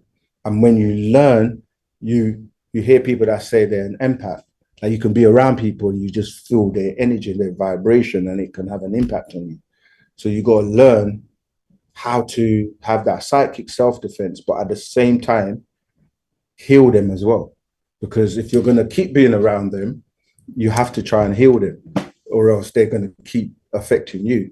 So that's why we have to learn, and it could just be your voice, your tone, that your presence can help heal someone, you know. So this is what, when I read about ascending and descending beings, you have to be able to rise to the point where you are supreme being. That's why the master's voice alone, the 3 tones in one, when you hear his voice, is very calming, and it will just change your mood. And you know, we also have that capability, but you have to develop that. You know, that's why you can be around certain people and you just feel great, good energy, and then you go to the other people and just like, they're just sucking your energy from you because they are not producing it, so they have to cipher it from somewhere else. Yeah, so I'm going to answer the questions in the chat because they're building up, and we have I'm sorry, I just had a question to actually add to that. Go ahead. It was regarding you saying that when you were saying that there's thoughts were building up, that it could be ancestors. Yes, that's, I'm saying that you're basically composed in terms of your physical body, the DNA of all the generations, 4 generations going backwards to make you who you are today. And that's your parents, their parents, which you call your grandparents, their parents, your grandparents, and their parents, their great-grandparents. All of those beings, mother and father, they all make up who you are today. Some of them were disagreeable because they didn't know any better, or they did disagreeable things. And they're trapped on another realm, but they're still connected to you. And then you have the agreeable ones that made it, and they're now trying to help you to make it. So when you're hearing the voices in your head of what to do, what not to do, apart from the programming, the external programming that the society is also using to come at you with all these things, like I was saying, with social media or the environment you're in or the people you interact with, those beings within you have a more effect on you because they're your bloodline. So some of them want to see you fail because they failed. Do you know what I mean? Like, for example, if they were not able to have a good relationship with their partner, they don't want you to have one. So they will whisper things in your ear. So you could be with your partner and everything is fine, everything is great. And in a split second, you look at that person like an enemy. Now you guys are fighting and arguing. You're like, where did this come from? One of those ancestors is the one. There's a movie the master teacher recommended to us to watch called The Presence. And they show you that happen in real time where, you know, because they're jealous of you having a good relationship, they try to ruin it. Then you have others of your ancestors who want you to be successful, and they will, like, you might get what we call intuition, or you're going down the road and they like, you hear a voice go, don't go down the road, turn left. So they're there to guide you as well. So you have to learn about all these personalities within you and learn how to silence the ones that are trying to pull you down, going back to the subject of ascending and descending, because the beings within you, you have those that are ascending and those that are descending.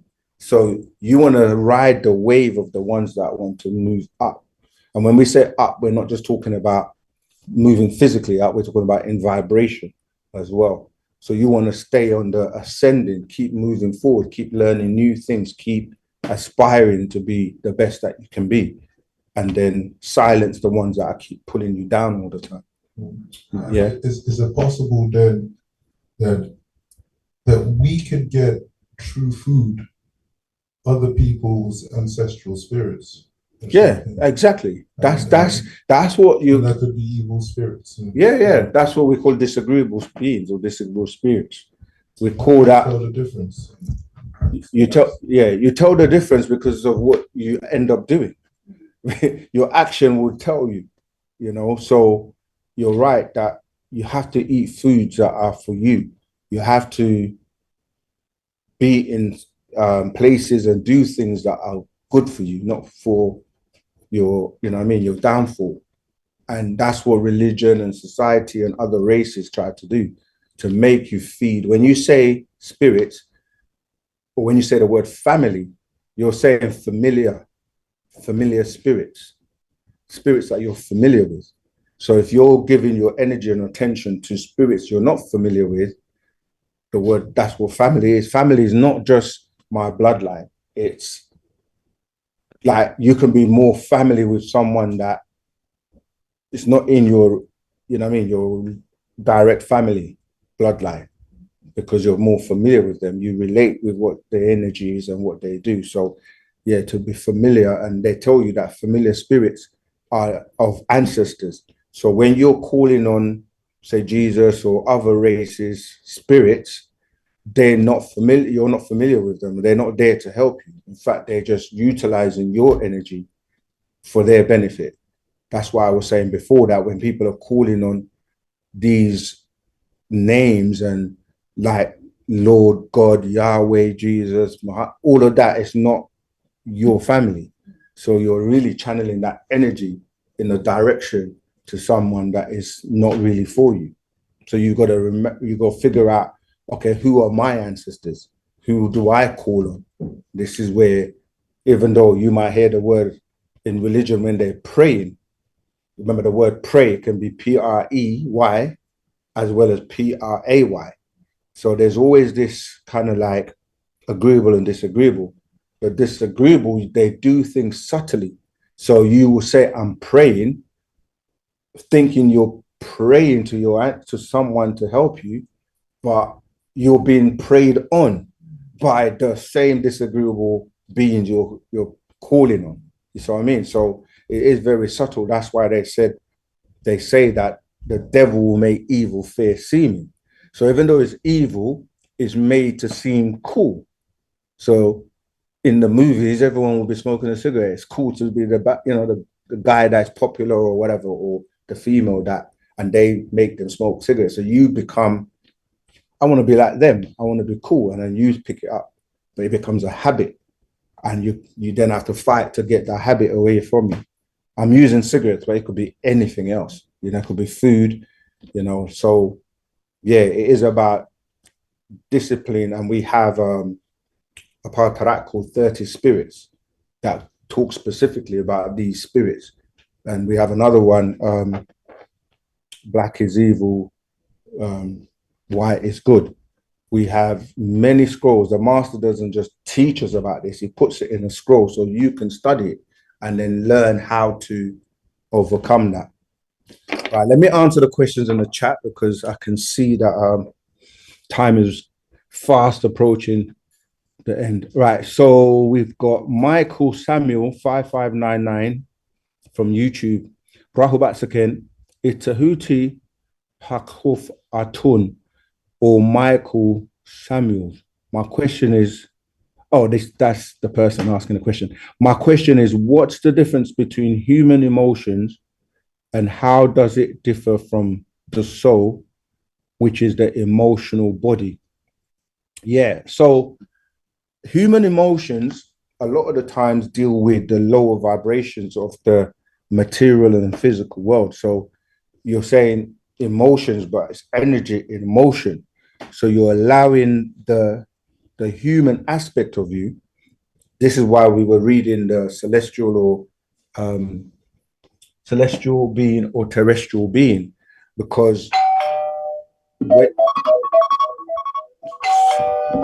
sorry, that's 9 o'clock, I guess. Yeah, 5 minutes to 9. Normally I do the chant at 9, so that's a reminder. But yeah, when you feed your human nature with the emotions that deal with human nature are normally on the low vibration. So that's the difference. The soul doesn't deal with the things on the lower vibration. It is ascending and tries to pull you up to higher consciousness. Yeah, which is, you said the emotional you, like that's what we're talking about. It deals with the higher vibration or the etheric or the ether being.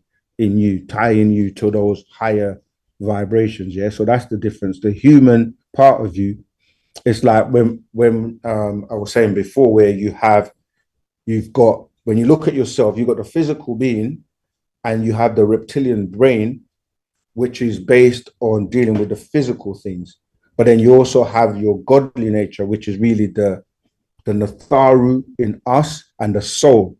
And the society and the world just focuses on your reptilian nature.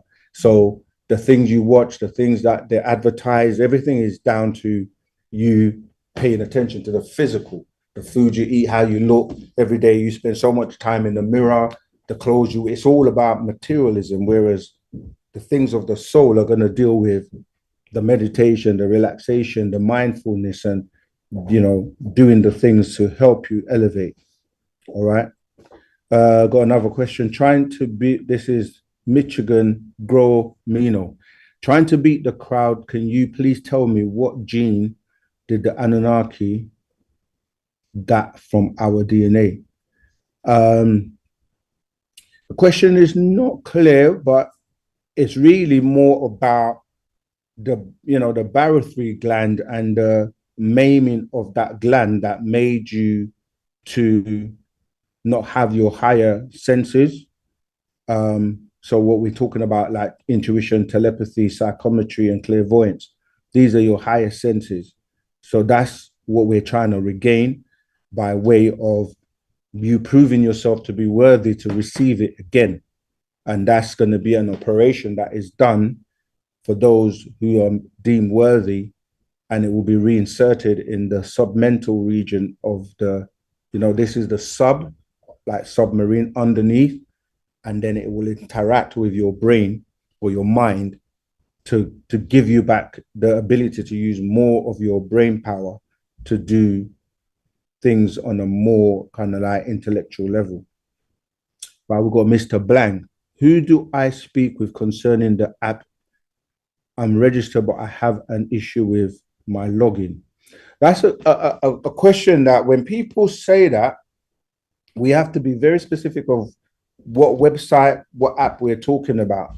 But if you look on, if it's the website, there will be a number at the bottom right-hand corner where you can use it. It's a WhatsApp number. You can leave messages or call, and we will get somebody to obviously deal with the query. So I think if you're talking about the language app, but I'm guessing because you haven't given me the information, but look at the number on the bottom left-hand corner and then send a message, and somebody will definitely get back to you and address that. Sonny Fro, peace to the gods, peace, student teachers. I shook to everyone. I have fell victim to my sexual desires, and they get in the way of my natural way of thinking. Are there any scrolls or text that may help?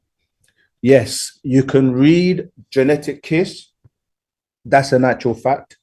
I think it's number 109. You can also read Patarak, Sexual Violations of Wu-Sabat. And you're right, just like any other vice, I spoke about smoking and drinking, but sex is one of the forces that is used. When you look at the word sex, phonetically, it's also six, because the E and the I are interchangeable. So the sex force is a very powerful force that they use a lot to keep you on the sixth ether.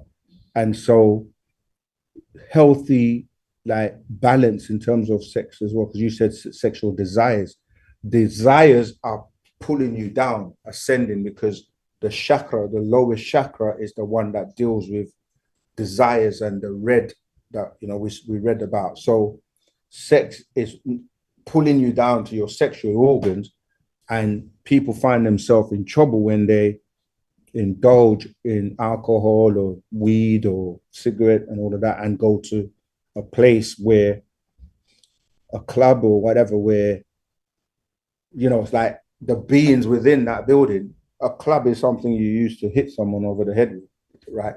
And the environment is set up for sexual desires because of the way that people dress provocatively, the music that's played, the vibration of the music, with the alcohol or the drugs that you then take, you meet somebody and your mind is not in control. You just get attracted to the physical, and before you know it, you can end up exchanging bodily fluids, and you're taking on all those personalities from those beings, and then, or you might even have an offspring that brings you more problems. So yeah, you've got to learn to, like we were saying, discipline yourself. Don't just give in to the desire, because you can end up getting a disease or any kind of, thing that comes from that sexual desire. Rahubat, this is from Milady B38. My question is, when divine beings descend to earth with a purpose to better humans, can they become influenced by earthly forces and lifestyle that lower their state of being and prevent them from ascending again? If so, what becomes of them? Excellent, great question. Yes, that can happen, and it has happened to beings already that get trapped here.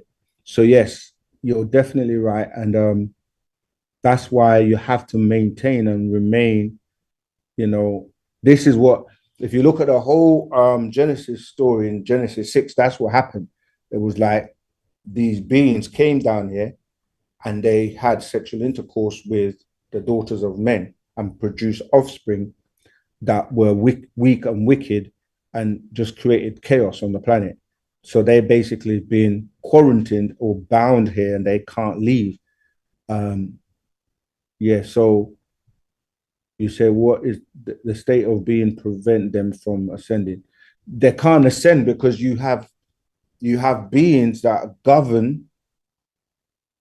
So this is like a prison, for lack of a better word, and certain portals and gates open if you know how to open them to leave or come in. There are natural ones that open 3 a.m. every shadow hour for the souls that are supposed to leave. But what happens is that some beings sneak through and come here as well. And now they've actually started to learn about how to open these portals. They've got something called the Hadron Collider that they've been using, and have been opening portals and allowing and entities to come here. So Earth is a prison, and it has a lot of disagreeable beings and agreeable beings. Is that what it is you have to align yourself with one side or the other. And this is the ascending and descending thing I'm talking about. So you have a passage in the Bible that says Michael and his angels fought against the dragon and his angels. The dragons are the draconians, or the dragon race that people term reptilians, but there are different types of reptilians. They've come here, and a lot of them are in principalities of higher places where they rule and operate this draconian system on the planet. So when you say Michael and his angels, Michael is Michael or Murdoch, or the being Dr. Malachi Z. York in terms of the incarnation. So he's here to teach and raise those beings that are his army. So going back to your question, Matt, you to be in his army, you got to be serious. You can't be half stepping. 1 minute you're here, the next minute you're gone, dipping and dabbling into the 60th world. It's like you can't serve two masters, as they say. So you have to make that decision. Are you serious about this? For some people, this is just entertainment. It's another place to go and get good information. They don't really want to make the change to become the supreme beings that you can then be a part of the army. And, again, you have to be careful these days, because all you hear is the edit. They'll just edit me saying, get an army together and put some other stuff in the AI. And the next minute, they've changed what I'm saying. Like, that's not what we're saying. So we have to prepare mentally, physically, spiritually, but we're not aggressive. We're not teaching anybody to do any destructive stuff, but we mentally come together and we can overthrow and come, to the point where we actually have those 6 ether forces. We beat them, And every time they get beaten, they try to leave or go to another place and start the same crap again. And then someone has to be sent there to go and deal with them. But this time round, they're being wiped out for good. I know you've got the mic, but I just want to get through the questions in the chat so we can come back to that. Dara says, wow, big question, long. Right, about 6,000 years ago, these evil 200 fallen angels who came down to earth were part of the elite 144,000. If yes, why did 24 elders or other elites allow them to come down to earth? 24 elders or other elites, 144,000, have barythry gland, which would detect evil 200 angels and block them from entering the planet's Earth. Question is very convoluted and confusing. It's not 144,000.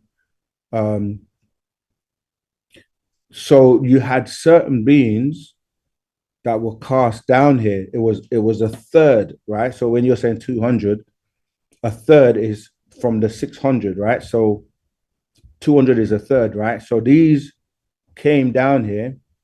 They didn't come, they were cast down. They were punished and sent down here. Trying to read some more of your question. And you're saying who came down to earth were part of the elite. I don't know where you're getting they were part of the elite 144,000 from. You say, if yes, why did the 24 elders or other elites allow them? The rest of your question is a little bit confusing, but what you have to realize is in order to be worthy to be returned back and being amongst those beings, you have to prove yourself worthy so that you don't go back and mess up that that realm. So for example, imagine you got two rooms. One room is clean, pristine, white, clean, everyone in there's mellow. You got another room where people can smoke, drink, do all kinds of stuff. If you want to be a part of the other room, you can't come there with all the nonsense that you're doing in the other room, because all you're going to do is mess up the white room. So we have to be taught, and we have to show by our sincerity. And the test is Wu-Sabat and the master teacher teaching you to transform you to be able to be allowed into the white room. I'm making it simple, but that's literally like if you came in there and you got dirty boots and you stink and smelly and you know, like you're going to mess up that environment, because that environment is not designed to have that. And this it came down to the planet as well, where originally it was an agreeable planet. It was a zone called the green zone, which was Nupu, and everything was cool until these beings were cast down here, and they came and they were actually secluded in a place called Zupu, which was the red zone. Okay, and it's okay if everyone stayed where they were, because you know it's like, if you're agreeable, you stay in the agreeable zone. If you're disagreeable, you stay in the disagreeable zone. What happened is where people wanted to go from the disagreeable into the agreeable, and then they infiltrated and taught some of the agreeable ways, their ways, and like introduced them to vices and things that it was nice as a feeling for their physical human nature, like sex and so on, but it was harmful to their spiritual growth. So this is what's happened now. It's confusion. People that are amongst the people that are not supposed to be. So it's like chaos now on the planet. Most people don't even realize that they've been tricked or beguiled to be doing things that it's not in their nature, but you've learned and been trained to think it's cool to do these things. So you have to now unlearn all of that. So that's what took place. It wasn't like, you know what I mean? It's done subtly by like people being devious and coming in and pretending that someone might pretend to be your friend, but really they don't they don't really want to mess with you like that. So, but they won't come out outright and say it, but they will do things that that you're gonna recognize. Imana Kanas, gosh, we got quite okay. 4 more.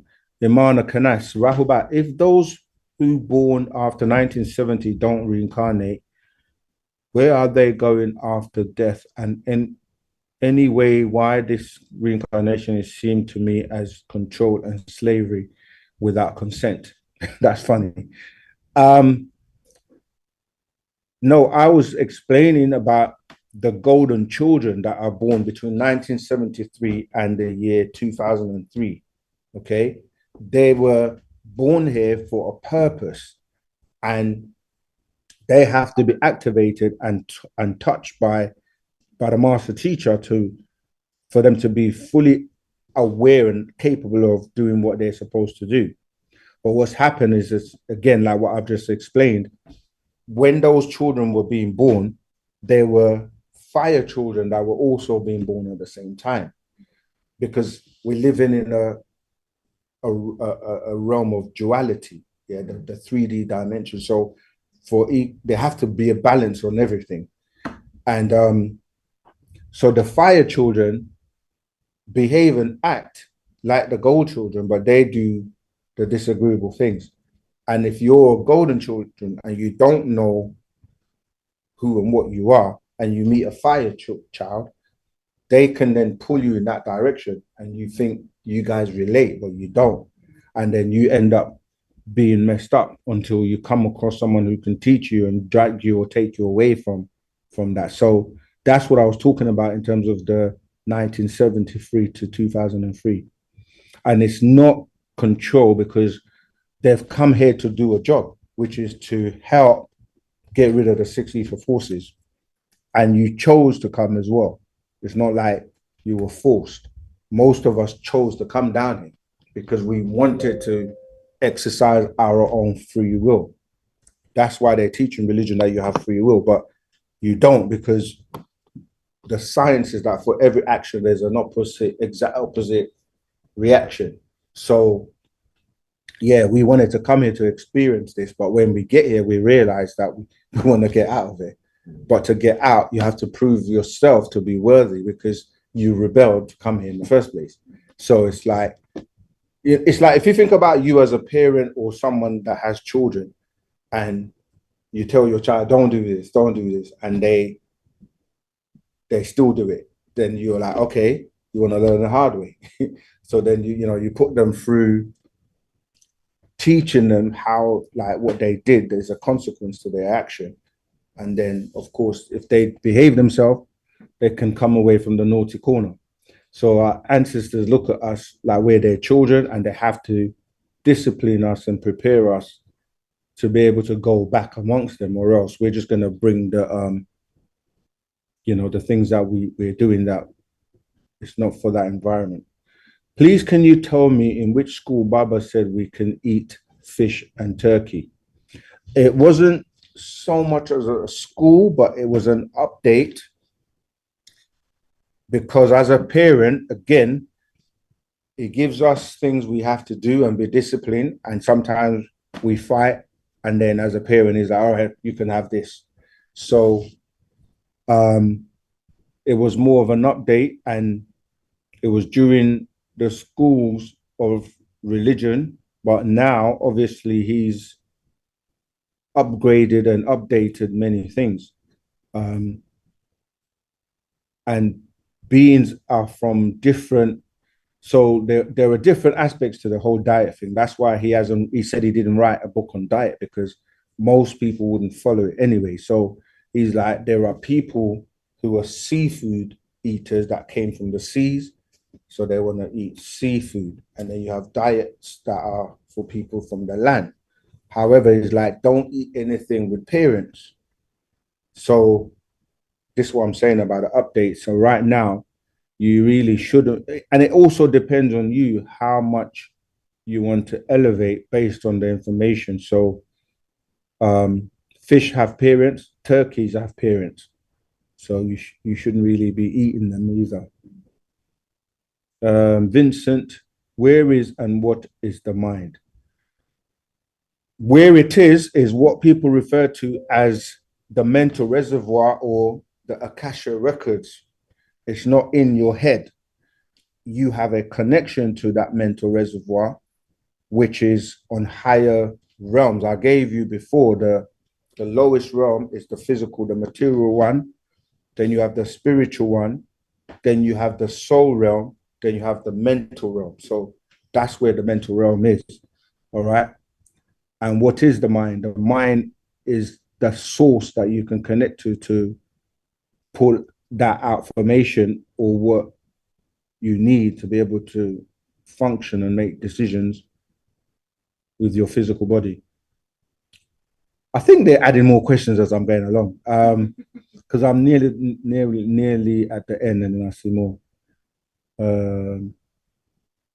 Okay, Robert, is Christian baptisms a ritual? Yes, it is, and it's a ritual that you're literally being tricked to selling your soul, but you don't realize it because the soul is not collected immediately. It's collected when you're crossing over or transitioning, and that's why many people, when they get to that point on their dying bed or in a hospital or whatever, that they suddenly try to become religious, but they don't realize that in doing that, you're actually now giving your soul away. So it's all about beings that are waiting to collect your soul and use it for their benefit. All right. It is a ritual. That's why every religion starts off with telling you have to be born again, or have to be baptized, or have to take your shahada in Islam, because what you're doing is now giving your allegiance to these beings. I often wonder as a new wu-nuwaup if having been baptized years before when I was Christian still has some sort of effect or tie on me. No, because you can renounce it now, because you now know the truth. So you can cut that off by basically applying Wu-Sabat, and you can't be judged on what you didn't know. But the minute you know and you're a Nuwaupian, you now know what it was about, so you can revoke it. And so yeah, you can cut away from it by doing the chants and doing our stuff to eradicate that bond or that contract that you made. All right, the last question in the chat. No, there's more. I'll keep going until someone in here has a question, yeah? Have you got a question? All right, let me come to you and then go back to these. Go ahead. And then I've got all the ones on Clubhouse as well. Yeah, just to add to the turkey fish thing, just according to what we've been talking about in spirits, it could be spirits and food and stuff. The Levitical laws are good in this. The Most High forsakes eating birds of prey because they eat, dead things. Turkeys actually are vultures, so they love to go after dead things. It's the same with, I don't want to say chicken or... No, you're right. Chickens are worse. Chickens are gross. Yeah, but everyone eats chicken. It's by design, right? So even though I know you're quite new, so the Levitical, the books of the Bible and all that, this is extraterrestrials that were given these commands, because they really, if you read the whole of that book, it's talking about food for the gods.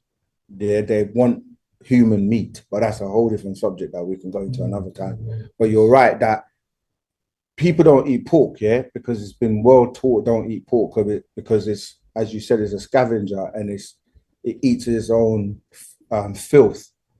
The chicken does the same thing, and it's a more subtle way, because today nobody really knows what chicken tastes like. So everything is chicken, and when you start to look at it, today it's very dangerous to eat any form of meat because there are many things being revealed about human meat being sold in these outlets, and there aren't that many chickens in the world to have so many chicken shops on every single road.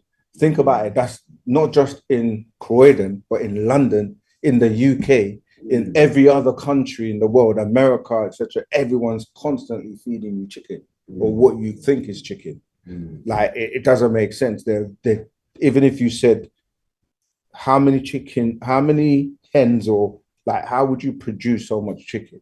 So obviously that's an easy thing to work out. But when meat doesn't have bones, when fruits don't have seeds, you know they're GMO or genetically modified. So yeah, and it's a much healthier option as well. And people that are not vegans or vegetarians will say to you, oh, no, we need to eat meat for protein because but it's a fallacy, because all the biggest mammals on the planet, because people say I need to build muscle because I go to the gym and I need the protein. But the protein you're getting from the meat is the protein that the animals ate the vegetables to get. So it literally doesn't make any sense. So you might as well go straight to the source of protein with the vegetation than to get it secondhand through the animals. Yeah. And the spirits are the ones eating the food, basically. Yeah. The spirits we inherited from families. And yeah, when we say spirits, everything has a spirit, and you're just intaking that when you take into yourself. I do have the question I wanted to ask was about the name of the Most High, because when I was in this prison experience and I was having this out of mind thing where the spirits were rising, and I started to meditate the Psalms, and I would say the name of the Most High with it. And I know I don't agree as well with Yah and even Allah and all these other names. I think they're to other entities that have. Because we're running out of time, I've already got your question. Yeah, I need to just answer it because I have so many other questions to get through. You're still focusing on a religious mindset. So when you said, "What's the name of the Most High?" No. The reason I say it is because when I meditate to this name, I have an incredibly peaceful calm. Brother, listen to what I'm saying, please. Right. Yeah, the name in the Bible of the Most High is Anu. That's what it's been translated as the Most High. Yeah, so Anu is a Sumerian deity. Yeah, you have to learn the names of our ancestors to call on those beings. And the Most High, when you say the Most High, you have to say Most High of what? Right. And that's where I was going to, because the name I find in the Hebrew is Ha-Hasha. Hebrew is not no, you're saying Hashem is what you're trying to say. Yeah? No, Ha-Hasha. Hasha. We're not Hebrew. To become. What's your name, brother? Shamash. Shamash. You're new, and I know that this is new information to you, but you have to learn to. Right. So would you say that the Hebrew is not the language? Hebrew is not our language. We have our own language. Yeah, Hebrew is not even a language. Right. Yeah, Hebrew was something that was concocted to give you what you think is a language. Yeah, but the word Hebrew comes from Ibri, which is a action that took place when Abraham crossed the Tigris-Euphrates River, and they called him an Ibri. But the word Ibri ties into Nibiru. Yeah, Nibiru is these Anunnaki beings, craft, who the Most High is called Anu. And his two sons, Enlil and Enki, came to this planet. When you're reading the Bible, the stories in there are talking about Enlil, Enki, and his family, you see. So we have to be careful that we're calling on the right tones and the right names, going back to what I was saying before, or else it's going to affect you adversely. You follow me? So keep coming to classes, because we've literally now got 6 minutes left. We've got scrolls upstairs that will help you to start calling on our Most High, right? Which is Partner Babyanun. And when I say that, not in a spooky way, but like when I said, what are you measuring? When you say someone is the Most High, it's a title. Yeah. So the title of the highest being that you can call on now to help you is Partner Babyanun, the Master Yanun. Yeah. But let me take other questions. So just the last one. Do you agree that the name would then be D that causes to become? So that what? The name given that causes to become.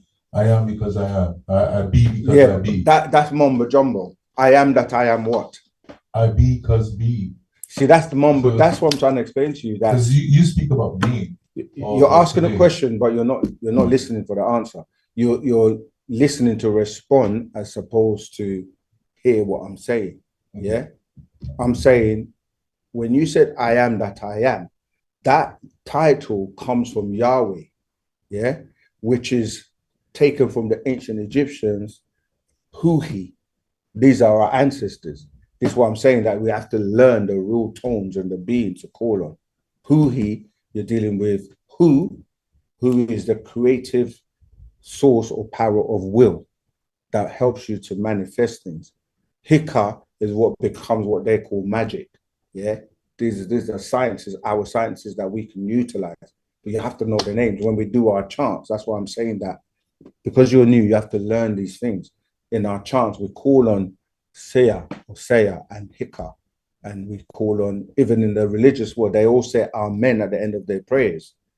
Amen, Amin is from the being known as Amun. That's our ancestor. So what they do, they take our ancestors and then they desecrate it, distort it, and give it to you in a way that's not going to work for you. So when you're saying Yahweh and all these names in the Bible, they're not really, you think you're calling on a God that's good for you, but it's not. You see what I'm saying? So these are things you have to learn. But please, let me get through these questions because we literally have like 5 minutes left. Why don't we acknowledge I don't know what that is, the energy of Christ consciousness? We do acknowledge energy, but there's different forms of energy. All right, I'm going to stop with the Zoom questions because as we have a contract before we come to Earth, what is the purpose of the tunnels, children suffering? Question doesn't make much sense. Your contract, that's what we were saying, that you have to break a contract that was forced on you and know what your real purpose is. My question, are the sacred orders still functioning? They are. Some of them are, not all of them are. So that's why we say to everyone, come to classes, get close to your local community so you can be given the information on these orders. Right, let me look at if there are any questions in the clubhouse quickly. I know like it's a long time for people to be focused and their mind purely concentrating, because the way the society is at the moment, it teaches people to not have the ability to concentrate for long periods of time. Curtis, can anybody explain, if we don't die and death is just a disease for the body, how come the Hutu we reincarnated and used the master teacher as a vessel, not his other body? I don't know what you mean by his other body. Your question is confusing. We don't die because we keep coming back until we learn how to not come back. And the reincarnation of Tahuti, as Dr. York, is using his body to do the job in this 3D physical world. I'm going to run to other people's questions. We descend to ascend to balance. That's from Goddess. That's not a question. We descend to ascend to balance. Yeah, we descend, I hear you, to learn to ascend and not to come back. Because originally we didn't do the cycle of coming and going and coming and going. So what we're really supposed to do is come, fulfill our purpose, and go back and not having to come back. But we've now been caught in this cycle of reincarnation, and you only have so many chances. And if you don't make it when you reach your last chance, then you dissipate and don't have the ability to progress to the higher realms and experience that existence. Yeah, you say like a bow and arrow, we pull inwards to ascend forward. That's what I'm saying. Like the up and down is only the vibration that deals with when we're on this realm. On other realms, you don't have the same motion as we have here. When you say energy in motion or emotions, you're in a higher, different realm. The rules of engagement are completely different. Okay, let me see if there are any other questions. Lynn, Rahubat, my question is this inner eye, third eye, the inner being? Is the third eye the eye of the inner being? Another question, looking in the mirror to see or find the inner being. How is this done? We have a whole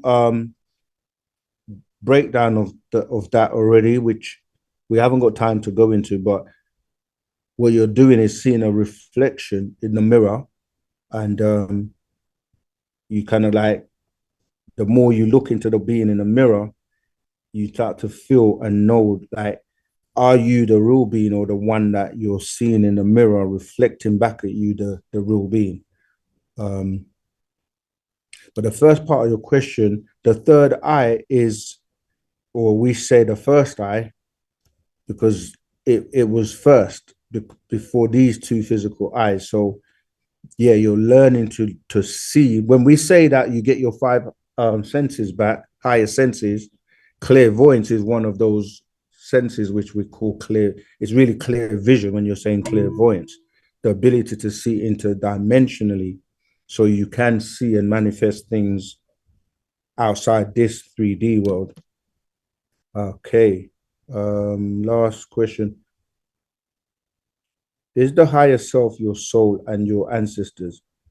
If you read soul, soul, spirit, spirit, Patarat, it explains your different parts, like your spirit or your ka'a, your soul, ba'a, and then it goes into your etheric being as your archak, which is relating to the what do you call it? The soul, but because you have two parts, two souls, two spirits, and then you have your physical body, the oversoul. That's the word I was looking for. Okay, we've run out of time, and just want to thank. Oh, we got one person, Colin. You definitely. Zamal, sorry to chip in. Can I ask a quick question? Let Theo go first. He had his hand up before you, and then you can, and that will be definitely the last question. Why does everybody always wait to the last minute when we're closing to ask questions? Go ahead, Theo. You can unmute yourself and ask a question. I haven't got enough time to ask my question. I just wanted to vouch for what you said earlier about the vegan diet, because I did the one-on-one with you, and you recommended me to watch that Game Changers. Yeah, did you watch it? Yeah, I'm on vegan diet now, and I feel brilliant. Good. I'm not gonna lie. Good, I'm way stronger, way mentally sharp. I feel really good. Perfect. I like to hear when people actually go and do what we give them enough information to do. All right, go ahead, Nicole. You're definitely the last question for the day. Yeah, Tua, the initial that you have on the initial that is on the crescent. I heard you were discussing it and you were saying what it really means. So I just want to know how many minutes it has. But I will give you two what I can remember what you said: unconditional love and love. Does it have any more good afterwards it? Sorry, could you repeat your question one more time, please? The initial that is on there, that right under the crescent, the 6-pointed crescent that you said it means on. Yes, unconditional love. You say it means, and you mean it means love too as well. Does it have any more? Yeah, because there are different types of love, and the ashuk is what we're focusing on when we say unconditional love.